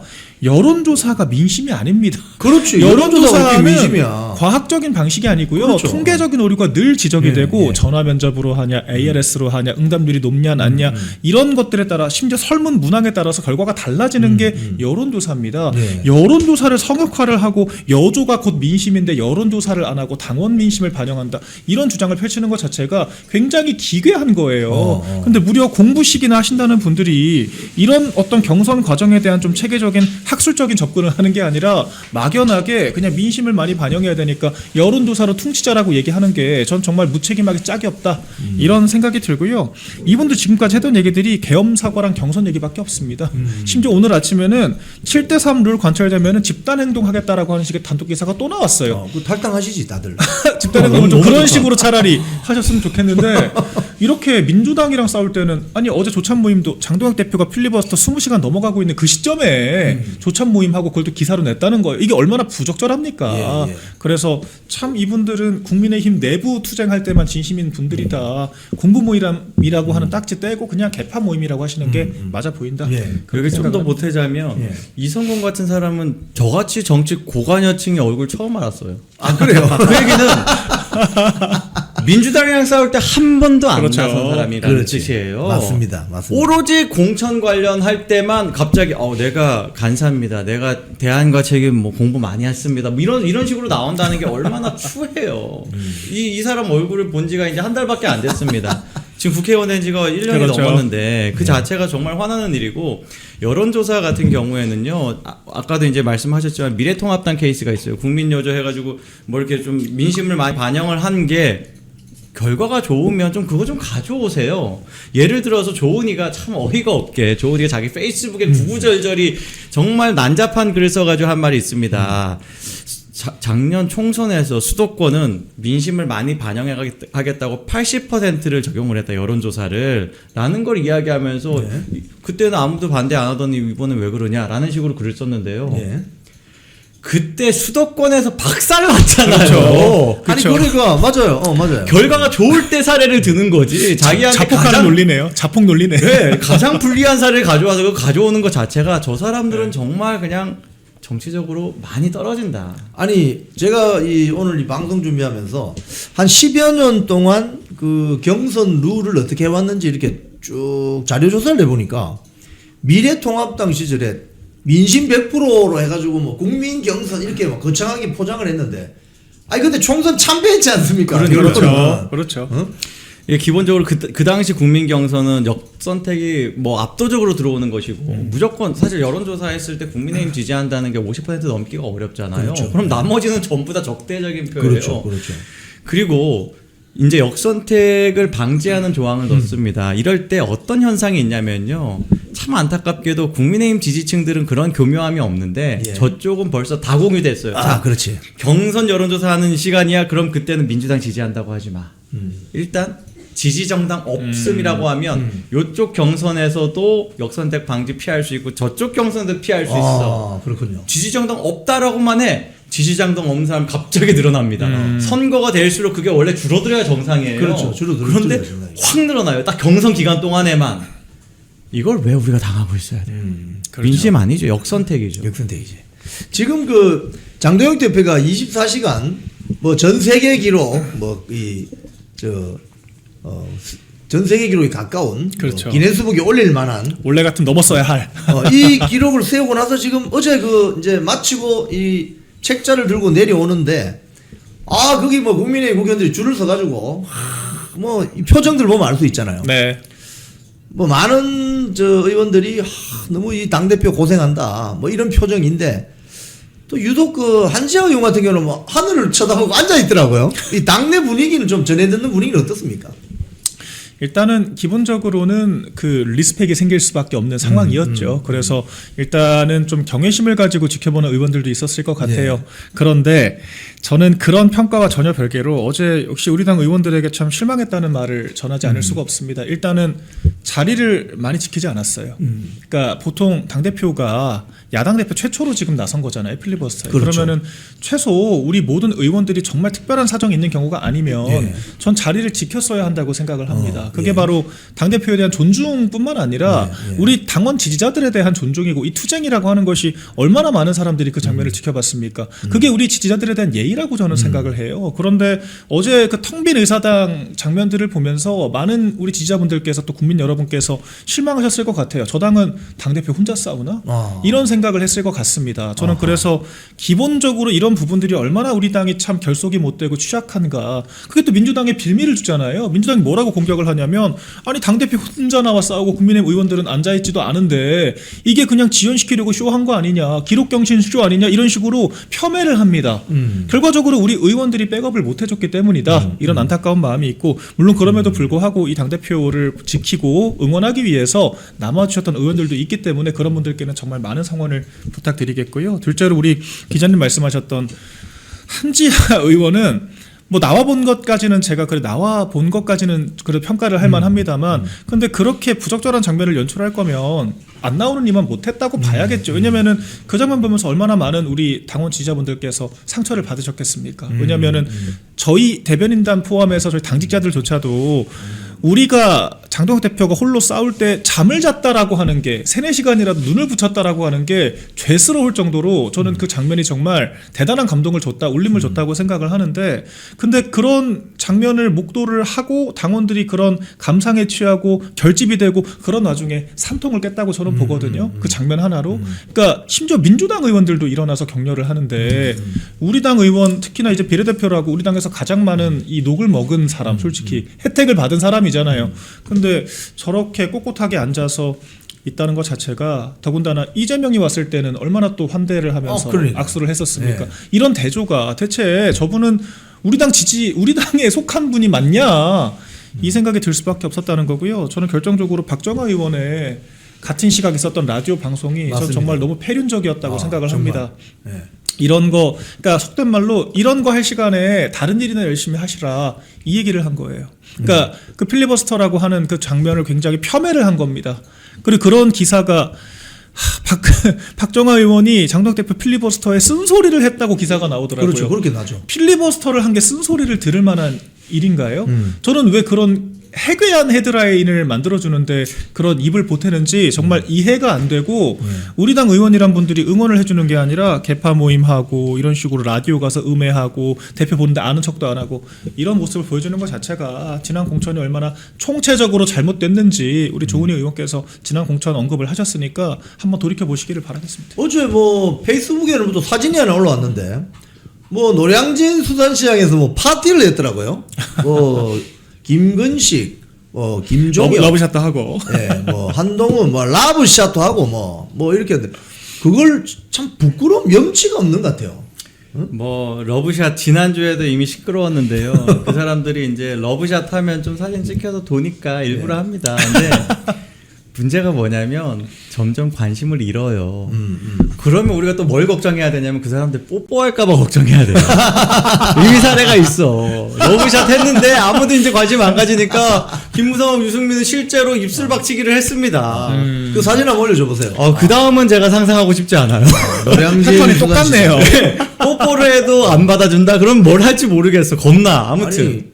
아니 당 대표가 저 뭐 하는 짓이야. 당 대표가 저 밥을 쫄쫄 굶어가면서 24시간 그 필보 하는데 좀 모여가지고 저 노량진 수산시장에서 한동훈은 술 안 마신다고 하더니 요즘 술 마시는 것 같은데 보니까. 그런데요. 어? 예. 맨정신에 뭐 버티기 힘든가 봅니다. 김근식, 김종혁 또 뭐 이런데 저분들이 보면은 방송에 나와서 어쨌든지 뒷다리 잡고 그렇죠. 저 사진 보시면은 좀 어떤 생각이 드세요? 한심하죠. 그러니까 이제 제로 콜라 마케팅도 포기할 정도로 지금 다급한 상황이 많이 이해가 되고 예. 원래 한동훈이 그 패널들 굉장히 터부시하는 스타일입니다. 예. 뭐 밥도 같이 안 먹어줘요. 심지어는 그 최측근이라고 평가를 받는 박상수 변호사도 한동훈이 밥 얼마나 사주냐고 하면은 대답을 잘 못합니다. 아, 그렇군요. 그러니까 그럴 정도로 자기 측근들 터부시하고 자기 마음대로 하고 뭐 그렇게 이제 기자들한테 텔레그램이나 돌리던 스타일이 예. 이렇게 송년회까지 직접 찾아가가지고 몸소 이유회까지 찾아가서 저렇게 러브샷 연거푸하고 뭐 이제 이미지 메이킹 포기하고 술까지 먹는다라고 하는 것 자체가 얼마나 지금 공공한 상황에 놓여 있나 잘 보여준다라고 생각을 하고요. 네, 심지어 저 김근식 그 당협위원장 같은 경우에는 오전 방송에서 한동훈 대표를 좀 혹평을 했어요. 뭐라고 했냐면 장동혁 대표가 필리버스터하고 한동훈은 그 전날에 그 팬클럽 콘서트 열었다. 이걸 대조를 좀 하면서 좀 이거는 잘못되고 있는 거 아니냐라고 평가를 했는데 또 악플을 또 굉장히 많이 받았더라고요. 그 이른바 한딸들한테. 그래서 뭐 이제 그런 여러 또 해프닝들이 있었는데 저런 식으로 참 그 내부 규합을 나름 하고자 노력을 하고 있지만 참 그림이 궁색하고 적절치가 않아 보인다 이런 생각이 들죠. 한동훈의 저런 이제 행보 자체가요. 그러니까 뭐 이렇게 말하겠습니다. 친한계 정치진흥 오늘 정치진흥 많이 이야기하는데 얼마나 바닥에 있는지 딱 알겠는 거예요. 그러니까 지금 한동훈 주변으로 계속 이렇게 딸랑이 하고 있는 사람들이 죄다 똑같아요. 원외 당협위원장들. 그렇죠. 그러니까 지금 이제 권력을 못 잡은 사람들. 오로지 한동훈 연줄만이 나에게 배지를 줄 가능성도 있다. 이 기대를 가지고 하는데. 그런데 한동훈이 언제 그렇게 저 사람들하고 스킨십 많이 했습니까? 아니었잖아요. 갑자기 그렇죠. 많이 하면 다르게 생각해야 되는 거예요. 그렇죠. 우리는 다 알고 있습니다. 이건 단계 게이트 범행 자백이다. 지금 정말 이게 자기가 크게 몰리니까 최대한 뭔가 자꾸 이슈를 만들고 뭔가 적극적으로 더 지금 하고 있다라고 느껴야 돼요. 그걸 느끼고 오히려 지금 브레이크를 꽉 밟아야 되거든요. 이 사람 나한테 왜 이렇게 자꾸 오지? 이렇게 느껴야 돼요. 지금 김근식 같은 경우도 불과 한 달 전에도 사실 그렇게 이야기했거든요. 한동훈이 정치 생명이 있는지는 모르겠지만 하면서 비꼬 왔었어요. 네. 그것도 동아 쪽 채널 나가고 유튜브 채널 나가가지고. 근데 그 사람이 지금 저렇게 지금 저런 그림을 만들었다라는 건 친한계에서 막 엄청 데려오려고 애쓴 거거든요. 지금 그렇게 해서 저 그림이 나왔으면 이 사람들이 날 왜 이렇게 땡길까? 나하고 왜 러브샷을 찍으려고 하지? 김문수 장관도 그렇고 저 사람들도 생각해야 되는 거예요. 근데 그걸 생각 못하면 정치적으로 제가 볼 때 아주 가망이 없는 사람들이다 이렇게 생각합니다. 어제 그 요 사진 내리시고 그거 한번 찾아보세요. 김현철도 만났던데 한동훈이가 김현철 그 YS 재단 이사장을 직접 찾아가서 뭐 이런저런 이야기를 나누고 뭐 국민의힘이 앞으로 큰일이다라면서 했던 게 채널 A에 뭐 단독 보도처럼 나왔던데요. 네. 거기 보면 이제 사진이 같이 뭐 악수하는 사진도 있고 한데 김현철 씨는 왜 갑자기 뜬금없이 왜 찾아가지 한동훈이? 지금 왜 그런 거예요? 한동훈은 너무 급해가지고 뭐 가릴 상황이 청산가리 아니죠? 뭐 이런 거 먹고 있어요. 청산가리 먹고 뭐 해가 온갖 뭐 바퀴벌레 약도 먹고 그 약은 지금 다 모으고 있습니다. 영혼까지 끌어모을 것 같은데 저러다가 이재명도 만날 것 같아요. 꼭 만나길 바랍니다. 성사되게. 네. 뭐 단독을 내야 되는데 뭐 단독 거리가 없잖아요. 사실 제가 100번 양보해서 뭐 박지만 회장 같은 분 만났다고 하면은 네. 뭐 인정이라도 해보겠습니다만 사실 뭐 김현철 재단 이사장이 모르겠습니다. 저는 그렇게 높게 평가하지는 않습니다. 네. 그리고 사실 뭐 제가 알고 있는 여러 부적절한 사례들도 있었고요. 네, 그렇기 때문에 저 만나는 것 자체가 사실 뭐 도의적으로뿐만 아니라 정치적으로도 굉장히 도움이 서로 안 되거든요. 그러니까 우리 당에서 사실 이 YS 당시에 좀 지나치게 이른바 좌파 성향들의 사람들이 많이 유입이 되면서 당성이 약화되고 우리가 단일되어 유지를 못하고 있다라고 하는 그런 여러 비판들이 있습니다. 그 연장선에서 지금까지 그 자중질환이 이어지고 예. 있는 거고요. 그러니까 보수 정체성을 확립하지 못하고 있다라고 하는 걸 당원들이 문제로 지적을 하고 있고 예. 그 원인으로 사실 지적을 받는 것이 YS식의 정치였거든요. 그런데 그런 계보를 지금 그대로 밟겠다라고 선언하는 것밖에 되지 않기 때문에 저건 지금 한동훈의 약점을 전혀 보완할 수 없는 형태의 정치 행보입니다. 그리고 당원들이 규탄하는 그 그대로의 방향을 가겠다라고 선언하는 것과 다르지가 않기 때문에 서로 시너지가 나는 게 아니라 더 비판을 받을 수밖에 없는 만남이에요. 그런데 이건 사실 어제 장덕 대표가 너무 많은 주목을 받았거든요. 너무 당연한 거긴 하지만 이게 조중동에서조차도 긍정적인 논조로 실을 수밖에 없었을 정도의 결기를 보여줬는데 이제 한동훈이 좀 관심병이 좀 있잖아요. 저희가 봤을 때. 근데 이제 본인이 그 매스컴에서 잊혀지는 거에 대한 두려움 때문에 우리 모케이님 말씀하신 것처럼 지금 천지분간 못하고 이것저것 다 들이키는 거 아닌가 뭐 그런 생각을 저는 좀 했습니다. 이 국민의힘의 전신이 뭐 자유한국당, 새누리당, 한나라당, 뭐 신한국당, 민주자유당 뭐 이렇게 가는데 YS 통일민주당하고 이제 뭐 민주정의당, 노태우, 김종필 총재 이렇게 3당 합당하면서 만들어지면서 YS 쪽 사람들이 대거 들어왔고 그렇죠. 이 국민의힘의 지금 현재도 주요 이런 자리에 YS계 정치인들이 꽤 있잖아요. 맞아요.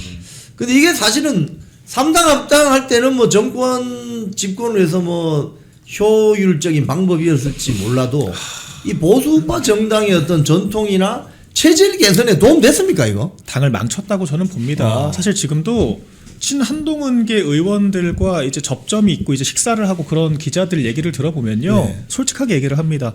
민주당 의원들 만나는 것 같다. 라고 이야기를 해요. 그러니까 이 사람들과 대화를 해보면은 국민의힘 국회의원으로서의 정체성이 자기는 느껴지지 않는다. 제가 이런 얘기를 정말 많은 기자들에게 듣습니다. 그러니까 사석에서 뭐 숨길 마음도 없고 사실 저희가 보기에도 딱 그렇잖아요. 이 사람들이 언제부터 국민의힘에 헌신을 했고 국민의힘의 어떤 정당인으로서의 정체성이 있었길래 저렇게 무거운 직책을 완장을 찾느냐 의구심이 있지 않습니까? 실제로 지금도 김혜지 의원이나 한지아 의원 같은 사람, 특히 김혜지 의원 내는 법안들을 보면요. 다른 게 문제가 아니라 우리 당의 노선 기조 당론과 전혀 맞지 않는 법안들을 계속해서 만들어냅니다. 그러니까 이런 경우들이 전혀 우리 당성에 대한 이해가 없고 책임성이 없다라고 하는 거거든요. 그리고 사실 어제 되게 저는 좀 반가운 보도가 있었어요. 그 김종인 비대위 체제 때 만들었던 이 저희 당원 당규상의 이 기본소득제를 지향한다라고 하는 얘기를 이제 삭제를 하겠다라고 했다는 게 전 이런 게 바로 사실 보수다운 정치라고 생각을 하거든요. 그러니까 그 민주당 정치인 같다는 사람들의 특징이 뭐냐면 보수당의 과거 레거시들을 부끄러워합니다. 그러니까 보수당이 우리가 자유민주주의 건국을 했고요. 저희가 산업화라고 하는 어떤 결실을 일구어냈고요. 심지어는 좌파 정권은 집권에서 이룬 게 아무것도 없습니다. 하다못해 그 좌파들이 앞세우는 그 분배와 복지 인프라마저 그러니까 그런 의료보험이라고 건강보험이라고 하든지 안 그러면 실업급여라고 하든지 반값 등록금 다 보수 정권이 만들었습니다. 돌이켜보시면은 민주당은 한 게 없습니다. 다만 그 학생운동의 그런 민주화 그 영수증 청구서 제출하는 것이 민주당의 지금 업무인 거거든요. 근데 그런 보수당의 레거시를 이해 못하고 독재정당이라고 자기들부터가 부끄러움을 느끼고 보수가 진보해야 된다라고 얘기를 하고 이렇게 당성이 결여되어 있고 좌파 이념의 컴플렉스를 느끼는 사람들이 보수당에 너무 많이 의입이 됐기 때문에 이게 지금 이 총체적으로 당성이 무너지는 결과로 나온다고 저는 보거든요. 그 단초를 제공한 것이 저는 그때 이제 그런 좀 그쵸. 합종 연행과 그런 이합 집산의 결과물이라고 생각을 합니다. 더 이상 그렇게 정치하면 안 됩니다. 정말 제가 좋아하는 주제예요. 이게 지금 정말 우리 보수 정치를 이야기하면서 본질적으로 해야 되는 이야기입니다. 지금 아까 말씀하신 것처럼 이 사람들이랑 얘기하면 민주당이랑 이야기하는 것 같다. 당연한 거예요. 민주당 갈 만한 사람들이 내가 고향이 저쪽이 아니어서 힘들 것 같은데 라고 하면 이쪽으로 오는 겁니다. 그냥 좌파고 민주화 운동하고 맨날 그랬던 사람들이 그런 거예요. 그런 사람들이 아닌 경우에도 이런 사람이 있죠. 대표적으로 홍준표 같은 사람 어떤 사람이냐. 뭐 이제까지 자기가 제일 보수인 것처럼 이야기하다가 전혀 내색을 안 하다가 틀어지고 나니까 지금 하는 말 내가 김영삼 따라 그때 여기 당에 온 게 실수다. 나는 그냥 노무현 따라 저당 갈 걸 지금 얘기하잖아요. 그게 솔직한 진심인 거예요. 아예 노선 자체가 그러니까 이게 이념을 가지고 이 정치에 관심 가지고 온 게 아닙니다. 그냥 그런 식으로 흘러가는 사람들이기 때문에 그 당시에 대세에 따라서 혹은 자기 어떤 자기 지역 기반에 따라서 선택한 사람들이 얼마나 지금 이 보수 정당에서 보수 이념을 세우기 위해 노력하겠습니까? 전혀 못하죠. 하는 척 하더라도 티가 나는 것이고 너무 거칠고 투박하고 차라리 중도 좌클릭하자 이런 쪽으로 계속 가게 되는 이유가 오로지 그것뿐이에요. 보수를 어떤 사람들이 세울 수 있냐? 보수를 부끄러워하지 않아야 된다. 보수를 자신감 있게 내세울 수 있어야 된다. 그런 사람들이 보수가 매력적이게 보이게 만들 수 있어요. 저는 가장 최근에는 장동혁 대표도 그렇고 김민수 최고 같은 경우가 보수주의 가치를 내세울 때 전혀 거리낌이 없어요. 그래야지 사람들 들어보거든요. 맞습니다. 보통 지금 기존의 기성 정치인들은 뭘 하고 있냐?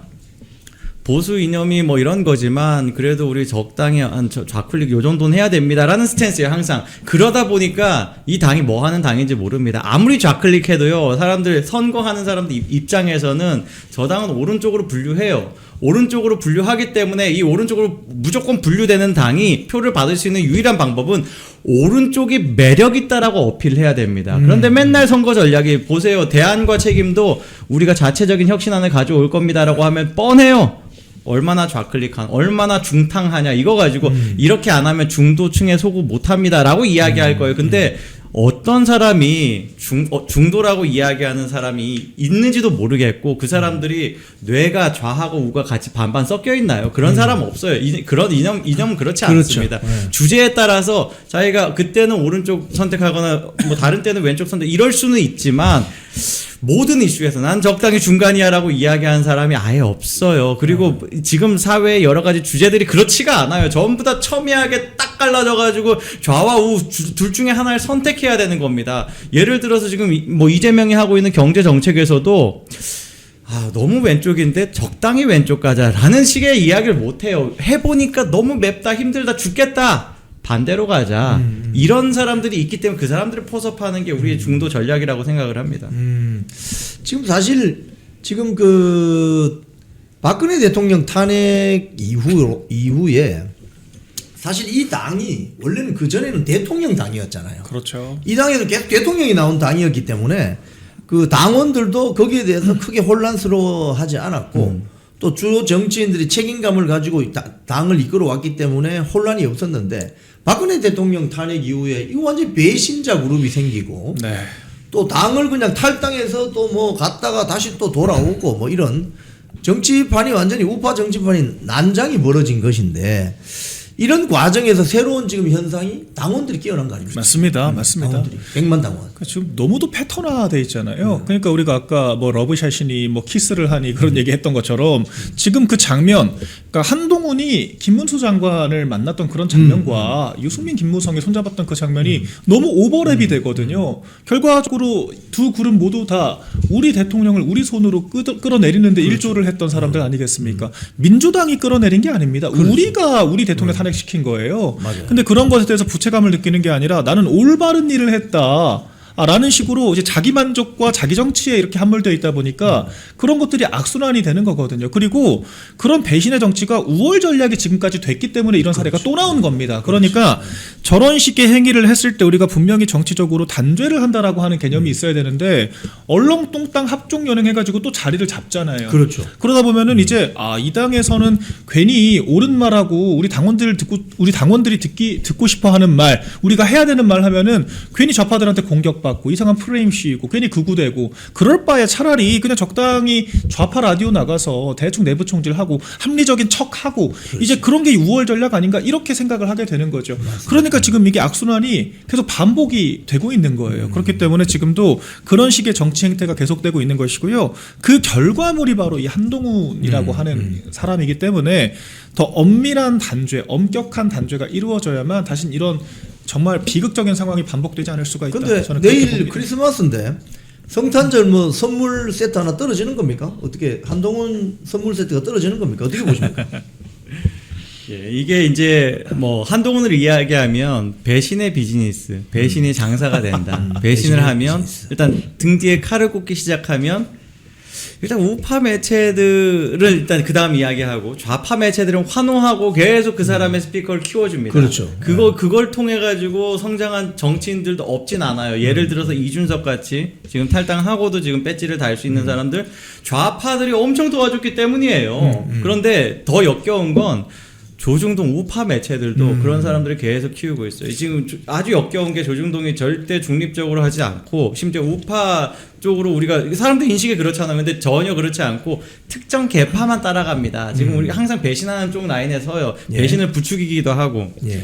그렇기 때문에 우리 당이 힘든데 이 썩어 빠진 기득권들이 놓치고 있는 게 있어요. 뭐죠? 지금 정치가 완전히 격변하고 있는데 당원의 어떤 적극적인 참여, 각성 이런 부분들이 아주 그 전하고는 달라지고 있는데 기존의 당원들은 어떤 거였냐면 그냥 일단 레거시 미디어가 또 띄워주고 정치권이 띄워주는 당수가 하는 건 전부 다 옳다. 혹은 아예 그 판단이 없어요. 자기가 왜 책임 당원이 됐는지 모르는 사람들이야. 그냥 동원됐어. 그런 사람들끼리만 정치를 할 때는 잘 몰라요. 그냥 레거시 미디어가 쓰면 그냥 그런 값다 하고 넘어가요. 그때는 근데 그게 되는 게 뉴미디어가 없었습니다. 그냥 조선일보의 활자로 아무 감정 없이 건조하게 전달되는 김영삼 당수가 지금 이런 합당을 하기로 했어. 이거 굉장한 맞아. 결단입니다라고 쓰면 그냥 믿는 거예요. 다른 판단 요소가 없어. 맞아. 뉴미디어는요. 정말 감정이 다 느껴져요. 이 화질이 너무 좋아. 핸드폰으로 그냥 찍어도 화질 너무 좋게 나와. 4K 초고화질로 나와요. 거기에 그 숨소리도 다 들어가. 장동혁 대표가 하는 연설도 우리가 다 과거 같으면 못 맞아. 볼 만한 영상을 모두가 다 볼 수 있어요. 보세요. 이번에 누가 레거시 미디어가 그걸 중계했습니까? 맞습니다. 근데 유튜버가 있으니까 다 볼 수 있는 거예요. 국민의힘 아까 이제 뭐 맞습니다. 구독자가 어마어마하게 늘었다. 국민의힘 채널이 하루 만에 10,000명 넘게 구독자 느는 건 처음 봤어요. 50만 돌파했습니다. 예. 네. 49만에서 그냥 진짜 돌파해버리는 지지부진하다가 그게 지금 뉴미디어의 힘. 그러니까 지금 당원들은 어떤 거냐? 정말 이 정치를 같이 호흡하고 있는 사람들입니다. 네. 단순히 그냥 뭐 내가 방송을 본다 이게 아니라 그 내막까지도 꿰뚫어 보고자 하는 그런 갈망을 가지고 있는 사람들이 더 정확하게 본다는 것이죠. 당원들은 그리고 아까 말씀드린 것처럼 이 당의 어떤 그 위치 인식이 있잖아요. 예. 이 지금 우파 당이니까 나는 우파니까 이 당의 책임 당으로 들어가야지라고 하는 아주 당연한 선택을 하는 사람들이에요. 문제는 그 당원들을 벌레 취급하는 사람들이 국민의힘에 있다는 것입니다. 국민의힘의 주류에 있는 사람들이 우파가 아니기 때문에 그런 일들이 벌어지는 것이거든요. 저 당원들 말 들으면 우리 당 망한다. 뭐 이런 식의 시각을 가지는 건 자기하고 다른 이질적인 거에는 불쾌감을 느낄 수밖에 없습니다. 불쾌한 골짜기라는 게 있잖아요. 아예 다르면 아예 좌파 우파 뭐 이건 모르겠는데 애매한 사람들은 막 저 사람들 너무 많아지면 나는 다음에 공천 못 받을 것 같아 그런 생각도 들고 그런 식의 갈등이 굉장히 지금 이 당에 있는데 결국에는 지도부가 어떤 선택을 하냐. 지도부는 본질을 따라간다는 겁니다. 어제 제가 참 보고 기분 좋았던 뉴스가 자 우리 1호 혁신안 바로 국민의힘의 정강 강령에 있는 기본소득을 뺀다. 우리가 보수의 본질로 돌아간다라고 이야기하는 겁니다. 지금 아까 이야기했던 당원들 거의 뭐 바이러스 취급하는 그 사람들은 경악을 할 겁니다. 그렇죠. 우리가 그걸 어떻게 집어넣었는데 우리가 드디어 좌클릭 조금 해놨는데 그거 다시 돌아가네. 극우당됩니다. 이러면서 또 대안과 책임들이 그건 없애지 말아주세요. 이럴 겁니다. 잘 되고 있다는 뜻입니다. 지금 예. 그 10년 전에 국민의힘 책임당원이 한 25만 명 수준이었는데 네. 최근 기사 보셨지만 100만 명 이제 이제 돌파 그렇죠. 하는 거 아닙니까, 그죠? 했을 근데 겁니다. 당원들이 갑자기 왜 이렇게 늘어나는 거죠?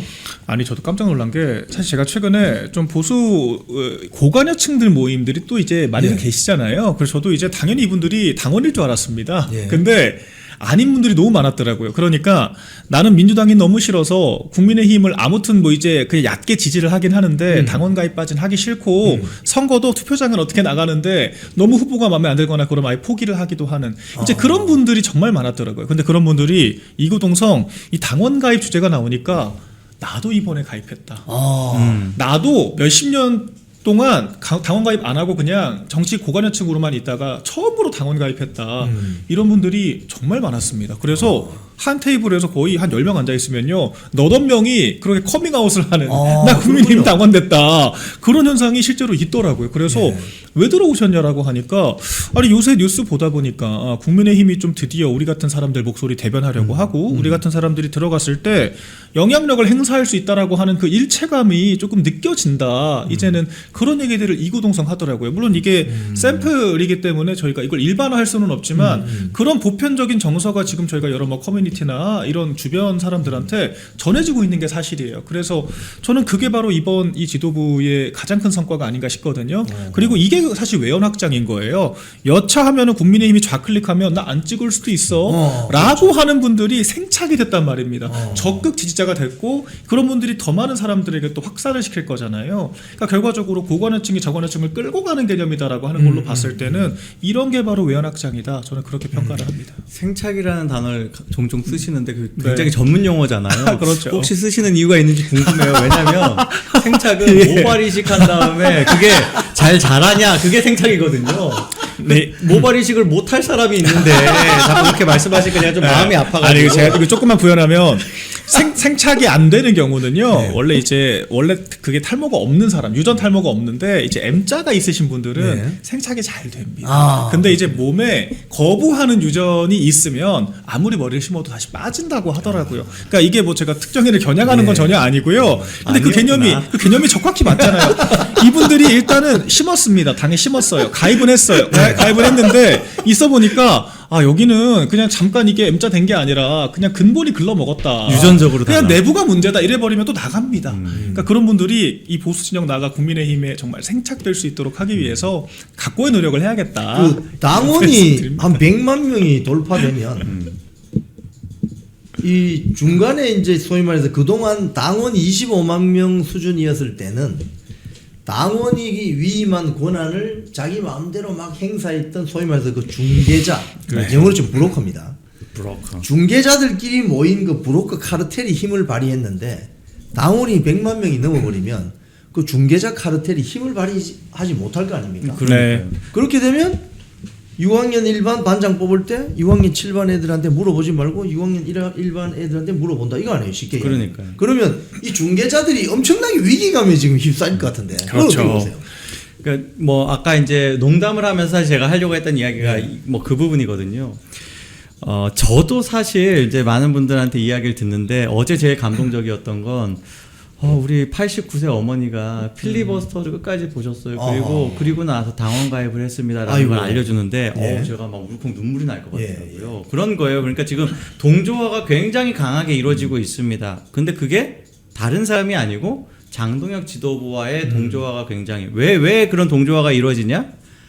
효능감을 느끼기 때문에 아유 드디어 우리 사람이다. 당연히 난 국민의힘이 이제까지 우파 정당인 줄 알았는데 우파 정당으로서 하는 놈이 한 놈도 없었어. 그러니까 난 가입은 안 해라고 했던 사람들이 대거 아니 정치에 전혀 관심 없는 사람들이 들어올 수도 있지만 제가 말씀드린 이런 사람 더 많을 거예요. 우파 정당이면 당연히 이렇게 해야 되는데 전혀 안 한다는 것에 대한 배신감으로 들어왔다가도 나갔던 사람들이 이제 들어오기 시작하는 거예요. 그리고 이제 방금 말씀하신 책임당원이 적을 때는 브로커들이 마음대로 한다. 까놓고 이야기할게요. 기분 나쁜 고소하세요. 주호영 6선까지 했잖아요. 6선 정도 하면 뭐가 있냐면 내가 지역 기반은 완전 다 잦았어. 다 장악했어. 지금 내 지역구는 전부 다 내가 동원한 책임당원들이야 라는 생각을 가지고 있을 거예요. 그렇지. 그 한번 막상 까봅시다. 다음에 한번 봅시다. 혹은 이번 뭐 지방선거 대구 선거 꼭 나오세요. 자, 뭐가 있냐면 이 사람들은 자기가 그런 어떤 동원한 사람들에 대한 동원 뭐라고 하는 게 나쁜 건 아니에요. 가입을 시킨 거 좋은 거니까. 그런 사람들에 대해서 자기들이 막 그 뭐랄까요 자신감을 가지고 있었는데 이제는 좀 달라질 겁니다. 아예 온도가 많이 달라졌을 거예요. 염도가 많이 달라졌을 거예요. 이제 아주 다른 사람들이 들어왔을 거예요. 제가 현장에서 사실 느낀 게 있어요. 대구에서 장외 집회를 했을 때 주호영이 그러지 않습니까? 거기에 이제 계엄 사과 반대 외치니까 전 뭐 하는 사람들이야? 야, 하지 마라. 그만해라. 어디 책임당원한테 그따위 발언이 있습니까? 연단 옆으로 가서 바로 가까이 가서 그만해요 하고 반말했어요. 그러면 안 돼. 그만해. 이런 식으로. 이거는 이 사람들과 자기 어떤 이 관계를 이렇게 생각해야 되거든요. 원래 본질은 이거예요. 책임당원이 주주입니다. 그렇지. 책임당원이 많이 모여있는 그 여론이 대주주 역할을 하는 거예요. 그런데 그렇게 지금 세상이 변하고 있다는 걸 모르는 거예요. 100만 당원이 어떤 의미인지 모르는 겁니다. 지금 당대표가 바뀌고 나서야 25만, 30만 지금 늘어나고 있는 그 숫자가 얼마나 순도가 높은지 얼마나 적극적일지 모르는 거예요. 맞습니다. 그 사람들이 가가지고 계엄사가 반대 외친 건데 한번 보세요. 양양자 같은 사람은 저런 게 바로 그겁니다 이러면서 아유. 정신 나간 소리를 했잖아요. 아니, 계엄사가 반대하는 게 왜 그구냐고 다 떠나서 그렇기 때문에 그러니까 계엄사가 반대하는 게 그구면 당대표가 그구입니다. 왜냐? 결과적으로 계엄사가를 반대하고 있습니다. 계엄사가 전혀 안 하고 있잖아요. 네. 그래서 지금 당대표가 지금 그구라는 겁니까? 이런 식의 생각을 가지고 이런 지지층을 그렇게 보는 사람들 아직 지금 본인들이 성적표 받을 날이 아직 아니어서 그렇지 이미 죽어 있어요. 좀비 정치인들입니다. 지금 사실 여론조사하면 대구 같은 경우에 대구시장 뭐 출마 예정자들 여론조사하면 조영 의원은 한 3등 겨우 합니다. 3등. 그렇죠. 네. 네. 그래서 저희가 우파 지지자들이 얼마나 무서운지 오히려 저는 이 공부 모임들에서 지난 총선을 한번 좀 돌아봤으면 좋겠어요. 예. 제가 주목하는 것은 지난 비례대표 저는 당시 제가 공직자 신분이었고 당원이 아니었으니까요. 예. 좀 당당히 말씀드릴 수 있습니다. 저도 우리 비례대표 안 찍었습니다. 예. 국민의 미래 안 찍었어요. 국민의 미래 명단을 제가 아무리 둘러봐도 우리 보수 우파를 대변할 수 있는 대표할 수 있을 만한 사람 혹은 정말 전문성을 가진 직능단체 내가 이 사람이라고 하면 표가 아깝지 않겠다라고 할 만한 정말 우리 당에 헌신하고 기여했던 사람들 저는 거의 발견 못했습니다. 김혜지 2번 공천 받았잖아요. 맞아요. 그리고 한지아 같은 지금 그런 사람들 우리 당 들어서 결과적으로 특검 다 찬성하고 사실 그런 일을 했던 사람들만 그때도 이미 기미가 보였거든요. 다 줄줄이 공천을 받았습니다. 심지어는 용산과의 갈등까지 불거졌었고 사무처 배려도 안 왔고 호남 뭐 이제 배려도 원래 전통적으로 하는데 조배석 의원 나중에나 들어갔잖아요. 그러니까 그렇게 해서 결과가 어떻게 됐느냐?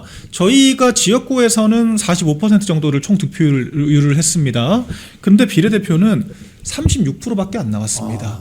그러니까 9%가 날아간 거예요. 그러니까 이 사람들이 바로 저 같은 사람들이 진짜 많은 거죠, 보수당에. 그러니까 저 같은 경우들도 우리 당을 비판적으로 지지합니다. 우리 당이 지금 대한정당으로서 민주당보다 훨씬 많은 레거시를 가지고 있고 저는 자랑스럽지만 현 시점의 국민의힘은 너무도 오합지졸이거든요. 그렇기 때문에 그 오합지졸이 잘하겠다라고 하면은 지지를 하겠지만 이렇게 엉망으로 비례명부 가져와가지고 아무튼 대충 우리 좌클릭 할 건데 표만 줘 라고 얘기하면은 안 찍죠. 안 찍죠. 그리고 저는 지금도 제 판단에 부끄러움이 없습니다. 지금 그때 있었던 사람들이 비례대표였던 사람들이 하는 거 보세요. 당론을 어기는 게 당당하고 자랑스러운 사람들입니다.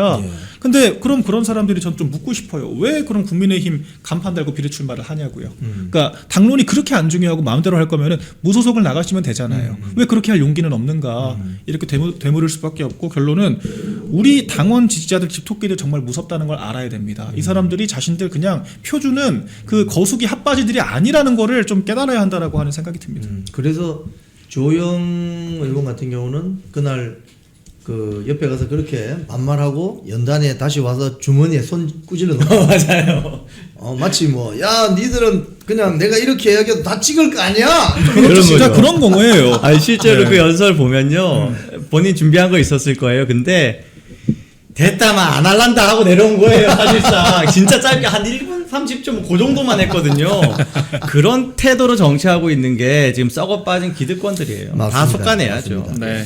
자, 우리 이제 마지막 주제 이거 한번 해봅시다. 지금 환율이 어제 인천공항에서 나갈 때 달러 1달러에 1,543원. 아 심각합니다. 이제 진짜. 기준 환율은 뭐 1,480원 정도 왔다 갔다 하는데 실제로 나가서 달러 살려면 1,500원이 넘는 이거 결국은 정치 그러니까 이재명 정권의 어떤 불안정성, 한미 관세 협상의 어떤 삐그덕거림 뭐 이런 것들이 복합적으로 한국 돈의 가치를 떨어뜨려서 올라가고 환율은 올라가고 이게 결국 수입 물가에 반영이 되고 경제 이 선순환이 안 되고 지금 악순환인데 이거 앞으로 더 나빠질 것 같은데 어떻게 보십니까?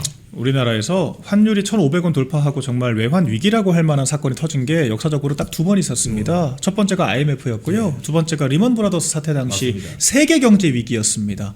그러니까 그 정도 충격 정도는 있어야 이 정도 수준의 환율이 되는 거예요. 근데 지금 세계적으로 경제 위기 상황이라고 보기가 어렵습니다. 그리고 오히려 이 달러화의 값어치가 달러 인덱스라고 하죠. 달러화의 세계적인 값어치는 오히려 떨어졌습니다.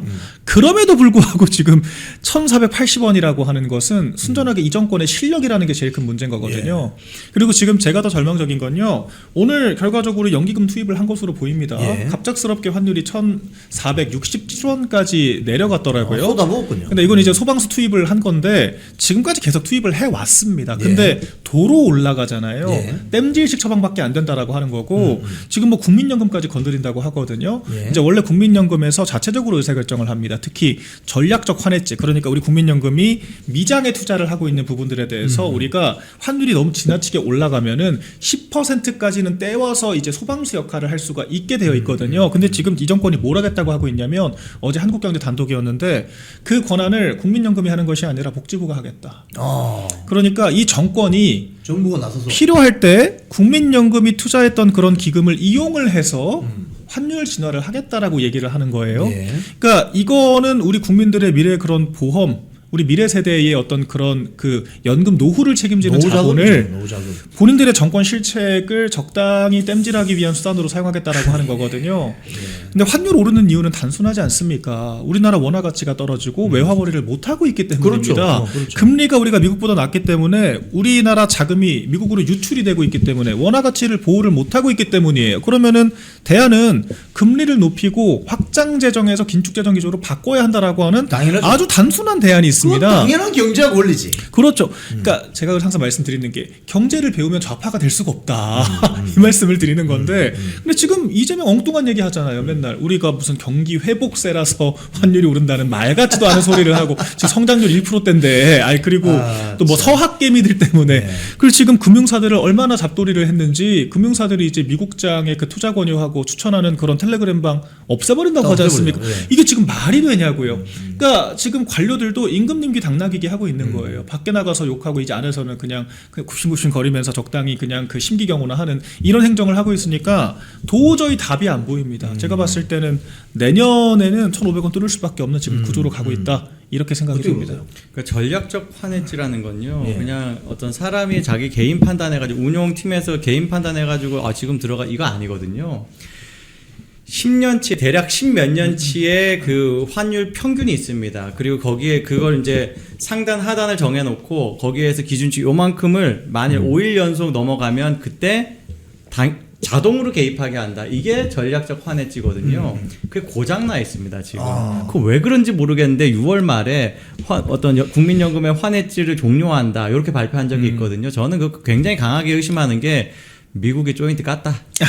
한번 보세요. 환율 조작하지 마라. 리먼 사태 때 아주 이제 좋은 사례인데 리먼 사태 우리가 어떻게 극복했습니까? 바로 통화스와프를 극복을 했습니다. 그때 아주 적극적으로 이명박 정권에서 통화스와프를 아주 전격적으로 잘 체결을 해가지고 해결했습니다. 그때는 일본과의 통화스와프 뭐 이렇게 다 해결했었는데 지금 이재명 정부는요 내세우는 통화스와프 딱 하나예요. 한중 통화스와프. 위안화. 우리가 무조건 지금 미국과의 그걸 만들어야 되는데 이 통화스와프를 안 해주는 이유는 그냥 이건 명확한 거예요. 이 트럼프의 계산이 지금 보이는 겁니다. 그렇죠. 이거는 트럼프 마음에 있는 거예요. 트럼프가 아르헨티나는 통화스와프 해주세요 안 하고 가만히 있었어요. 그런데 야 하겠다고. 너네 통화스와프 필요해 가져가 이렇게 했어요. 그래서 너네 이거 너무 예쁜 우파 정권 가져가 이거. 그래서 아르헨티나가 실제로 엄청난 경제 위기 직전에 있었는데 그거 극복하고 선거에 이겼습니다. 심지어 선거에도 어떻게 얘기했냐 트럼프 대통령은 아르헨티나에서 우파 정당이 이번 선거 이겨야지 계속 우리 좋은 관계 할 수 있어 라고 대놓고 반대로 그렇죠. 한국에는요 통화스와프를 9월 하고 있는데 안 줘요. 안 주지. 구윤철이가 베센트 만나가지고 통화스와프 가지고 막 그렇게 국어를 했는데 그때 아주 재밌는 보도가 하나 있었습니다. 자 베센트가 한국에 와가지고 구윤철과 그 환율에 대한 미팅을 했다. 예. 그게 막 보도가 깔리니까 아주 한심한 언론들이 드디어 통화스와프 지금 이야기 하나 보다는 거였어요. 그리고 나서 구윤철한테 딱 가가지고 백브리핑 받으려고 하니까 구윤철이 통화스와프 얘기는 전혀 안 했습니다. 체면국이었죠. 전혀 안 하긴요. 9월 하고 까인 겁니다. 성과가 없을 거니까 안 한 것처럼 이야기하는데 그러면서 뭘 얘기했냐. 대한민국이 환율 조작하는 것에 대해서 꾸지람 받았다는 이야기를 했어요. 그 맥락입니다. 8월 달에 그 얘기하고 있었고 그 후에도 그 얘기하고 있었고 6월 달에도 국민연금에 환했지 이거 종료된다라는 보도를 봤었고 어떤 맥락이겠습니까? 트럼프가 야, 저 한국은 IMF 한번 오니까 정권 바뀌더라. 여기까지 하겠습니다. 제가 좀 짧게만 첨언하자면 오늘 사실 김용범 정책실장도 환율 네. 관련 브리핑을 했거든요. 네. 근데 거기에서도 통화스와프 주제가 나왔는데 못하는 거거든요. 제가 봤을 때는 안 해주는 겁니다. 미국이. 근데 못하는 게 아니라 우리가 안 하는 거다라고 브리핑을 했더라고요. 굉장히 공색하게도. 그러면서 뭐라고 하냐면 통화스와프에 굳이 의지하지 않고도 충분히 환율 잡을 수 있다. 그리고 이제 말이 아닌 행동으로 보여주겠다라고 이야기를 했고 그러면서 이제 또 한 가지 얘기했던 게 근데 하나는 또 인정을 하긴 했습니다. 원화가 지나치게 저평가되어 있는 것은 문제 상황은 맞다라고 얘기하면서 대안을 내겠다라고 했는데 원화 가치 저평가 문제를 해결하려면은 재정 지출 줄이고 금리 올려야 됩니다. 과연 좌파 정권에서 그런 식의 전향적인 조치가 이루어질 수 있을지를 지켜보는 게 좀 주요한 관전 포인트가 아닐까 싶습니다. 김민전 의원이 간밤에 그 페북에 글을 올렸는데 아니 이거 패턴을 보니까 쉽게 하면 우리 한국 기준으로 하면 낮에는 환율이 내려갔다가 밤이 되면 또 올라가요. 그러니까 이걸 뒤바꾸면 미국이 낮일 때는 올라가고 그렇죠. 미국이 밤일 때는 또 내려오고 즉 이 말은 국민연금이든 뭐든지 때려 부어가지고 대한민국 시간이 낮 시간대에는 겨우 4,480원 안 되도록 때려잡고 밤 되면은 이제 손을 못 쓰니까 이게 미국에서는 올라가고 뭐 이런 이야기인데 환율 조작국 되는데 이러면 잘못하면 그러니까 어제 그 환율 그래프를 보면 이래요. 1,478원에서 1,482원 그 사이를 찍찍찍찍찍찍찍 맞아요. 뭐겠습니까? 그래프가 나와요. 네. 1,478원 선을 지금 잡아놓고 거기에는 무조건 물량 투입을 하는 거예요. 누군가가 아니 당연히 국민연금이겠죠. 그러면 이제 내려가는 거야. 1,478원이 아니고 1,480원이 넘어가면 들어가는 거예요. 그러면 내려가죠. 근데 계속 다른 수요가 있는 거예요. 나 지금 이 달러가 필요해 하고 빠져나가는 거 그러면 또 올라가는 거예요. 그렇지. 그게 찍찍찍찍 이런 그래프 처음 봤습니다. 이거는 대놓고 이제는 완전 조작을 하고 있는데 문제는 뭐냐면 국민연금이 딱 들어와서 하면 원래 한 방에 빡 끝나요. 그리고 그쵸. 턴어라운드 됩니다. 그렇죠. 왜냐? 이거 지금 당국이 개입했고 이거는 이거는 사람이 센 게 들어왔다 이러니까 저기 총알 엄청 많아 못 이겨. 이러면 다 빠져나가는 맞아요. 거예요. 그 짓을 안 하는 거예요. 근데 비웃는 겁니다. 얘네들 총알 다 쓰면 어떻게 되는지 알지? 한번 우리 한번 밀어보자라고 지금 어마어마하게 지금 모여 있는 겁니다. 지금 투기꾼들이 환치기들만 배불리고 있습니다. 그럴 수밖에 없어요. 그러고 나면 상황이 뭐냐? 예를 들어서 그냥 딱 단순 계산으로 해가지고 환율이 곧 이제 내년에 1,500 한 뭐 몇십 원 된다. 1,600원 된다고 칠게요. 그러면 국민연금이 딱 그거만큼 손해를 봅니다. 정확히 그거만큼 그렇죠. 손해를 보는데 국민연금은 그런 손해를 본다는 건 예를 들어서 10%의 손해를 본다는 건 어마어마한 타격이에요. 손해를 안 봐도 기금이 언제 고갈됩니다. 이거 가지고 추계하고 계산하고 있는데 그 고갈 날짜가 어마어마하게 당겨지는 거예요. 우리 다 망하는 겁니다.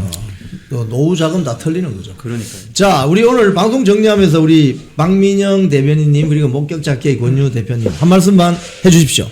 네, 오늘도 많은 이야기를 했는데 그래도 사실 우리 당이 조금씩은 정상화되고 있는 것 같아서 저는 정말 기쁘고 벅찬 마음입니다. 그리고 오늘은 그 레거시 미디어들조차도 장동혁 대표에 대해서 정말 극찬을 하는 기사 그리고 리더십을 회복하고 있다라고 하는 기사 많이 올렸더라고요. 그래서 결과적으로 12월 우리가 이 한 달 내내 그렇게 많은 외부의 어떤 부침과 흔들려고 하는 시도들이 있었음에도 결국 이 지도부가 잘 버티고 지지율도 올라가고 당원들도 많이 가입하고 성과를 보여줬다라고 하는 게 저는 정말 자랑스럽고 벅찬 마음이다 이렇게 말씀드리고요. 그리고 아까 제가 말씀 못 드린 것이 장동혁 대표께서 그 24시간이라고 하는 어려운 그 시간 인고의 시간을 버틸 수 있었던 힘이 뭐냐라고 하니 우리 당원들을 지목을 하셨습니다. 그러니까 당원분들께서 그렇게 계속 응원하고 성원해 주시고 국민의힘 TV에서 정말 역대급 시청자 10,000명이 넘게 실시간으로 그 필리버스터 순간순간을 지켜보면서 응원을 해주시는 그런 과정들이 정말 큰 힘이 됐다라고 직접 이야기를 하셨어요. 그래서 이런 것들이 지금 우리 당의 방향이 우리 당이 올바르게 가고 있는 방향인 것이고 앞으로 더 많은 당원 지금 100만 당원인데 제가 봤을 때 150, 200만 돼야 됩니다. 그리고 그렇게 되면은 정말 장동혁 체제뿐만 아니라 우리 당 전 전체가 체질 개선할 수 있습니다. 그래서 우리가 지방선거 나아가서 다음 총선까지 향해서 정말 국민의힘이 우파다운 우파로 거듭날 수 있게 많이 응원해 주시면 좋겠다, 이런 말씀 전해드리겠습니다. 예, 뭐 아까 이제 흐름을 따라가다 보니까 조금 이제 논평이 부족했던 부분이 바로 한동훈입니다. 그 얘기로 이제 마무리를 하겠습니다. 그러니까 우리가 지금 마지막 이제 퍼즐 같은 게 한동훈에 대한 징계 어떻게 갈 거냐, 이것만 되면 뭐 더 이상 저도 이제 설명도 필요 없어요. 지금 방송하면 맨날 한동훈은 언제 쳐내요 이러는데, 그거 어떻게 쳐내는지만 지금 딱 명확해지면 끝나는 겁니다. 그러면 그때는 진짜 우리 지방선거 신나게 하는 거죠. 우리 당원들이 영업 다니는 겁니다. 그래서 점점 당원 배가도 하고 지지층도 점점 늘어나는 거예요. 우리 지지층들이 어깨 깡패가 되는 겁니다. 근데 한동훈은 지금 어떻게 될 거냐? 아까 말씀드린 것처럼 한동훈의 이상 행동이 다 말해주고 있어요. 저는 처음에 이제 당에서 공식적인 입장으로 나온 게 한동훈은 그런 글을 쓴 적이 없다였습니다. 그 굉장히 강조했어요. 팔동훈이 있는데 뭐죠 이런 이야기를 했거든요. 그리고 그런데 어쨌든 책임당원 한동훈이 쓴 글 뭐 전수조사해 보니까 12개만 문제야라고 이제 이야기했던 적이 있어요. 이호선 당무감사위원장이 작년에 그걸 딱 꺼냅니다. 아예 기자 이름까지 이야기하면서 채널A의 백승현 기자가 썼던 단독 기사, 그거 국민의힘 내부에서 전수조사했다라는 거를 뭐 아마도 받아서 뭐 보도를 했나? 그걸 보고 아마 이호선 당무감사위원장이 전수조사한 거 있으면 가져와 주세요 했는데 아무도 모르는 그런 게 없다는 겁니다. 아, 그래요? 이게 단순히 단계의 글을 썼다로 끝나는 게 아닌 거예요. 조작질을 하고 있는 겁니다, 지금. 그러니까 이게 이제는 그렇게 되면 그런 조작을 왜 했을까? 그게 한동훈이 맞을 가능성이 굉장히 커 보입니다. 그러면 파장이 여러 가지가 생겨요. 일단 그 글들이 얼마나 저열한지 12개라고 이야기했지만 제가 볼 때는요, 120개 정도가 부적절하거든요. 120개 그 이상일 겁니다. 그런 문제가 있기 때문에 한동훈이 이게 정말 이렇게 넘어가면은 자기가 끝난다는 거, 단순히 그러니까 지금 예를 들어서 이호선 당무감사위원장이 가면을 이야기했는데 가면 벗겨지는 거, 그 순간이 나오는 거거든요. 그래서 지금 이제 발작하는 거고, 그리고 이호선 당무감사위원장은 디테일에 굉장히 강하고 치밀하게 들어가고 있어요. 그런 부분 뭐까지 언급했냐? 그렇게 단독 보도가 나갔는데 그럼 당에서 분명히 이제 내용을 준 것일 건데, 당에서 한동훈에 대한 수사 대응을 위해서 경찰에 증거를 제출했을 때 증거 1호가 전수조사 로데이터가 아니고 그 기사였다. 채널A 기사다. 미쳤잖아요, 이건 여론 조작인데. 미쳤잖아요. 네. 이거를 이호선 당무감사위원장이 왜 이번에 알렸을까? 여러분, 여기 힌트가 다 있는 겁니다. 이거 무슨 뭐 당원권 정지가 뭐 아니에요. 확실하게 갈 겁니다. 끝났어요. 골로 가겠고. 예, 그것만 우리가 딱 보면 그때부터는 우리가 신나서 웃으면서 달리는 겁니다. 웃으면서 영업하는 거예요. 지방선거 이길 수 있다, 저는 확신합니다. 예, 제가 오늘 박민영 우리 미디어 대변인님과 목격장체 권유 대표님하고 대담을 해보니까 그 사전 질문지가 필요가 없습니다. 이분들하고는 그냥 우리 뭐 커피 한잔 마시면서 뭐 이거 있잖아 뭐 이렇게 하는, 그래서 너무 좋은데 더 하고 싶지만 제가 이분들하고 오늘 시간이 되면 짜장면을 한 그릇 무슨 뭐 대접을 해드릴까 생각이 들어서 오늘 방송은 여기까지만 하고, 아쉬운 점이 있더라도 다음에 또 모시도록 하겠습니다. 자, 시청자 여러분, 끝까지 시청해 주신 여러분께 감사드리고 오늘 밤 9시에 뵙겠습니다. 그리고 제가 클로징 멘트를 하고 나면 산양산삼 홍보 동영상이 나가겠습니다. 자, 끝까지 시청해 주신 여러분께 감사드립니다. 다 같이 인사드리겠습니다. 고맙습니다. 감사합니다. 감사합니다. 잘 다니던 회사에서 해고됐습니다. 외롭고 힘들었습니다. 내 혼자 이렇게 외톨이가 되는 거 아닌가 걱정이 앞섰습니다. 그런데 하루 이틀 시간이 지나니까 많은 애국 국민들이 찾아와 주셨습니다. 그래서 우리는 승리했습니다. 혼자 가면 외로운 길이지만 같이 가면 즐거운 여정이 됩니다. 나라를 지키고 대한민국 정치 혁신을 바라시는 분들이 계시다면 우잘사 회원에 가입해 주십시오. 우파는 잘 싸워, 우리도 잘 싸워. 우잘사 회원에 가입하시면 나라를 살리고 대한민국 정치를 혁신할 수 있습니다. 우잘사 회원이 되셔서 다 같이 손잡고 즐거운 여정에 동참합시다. 우잘사 화이팅!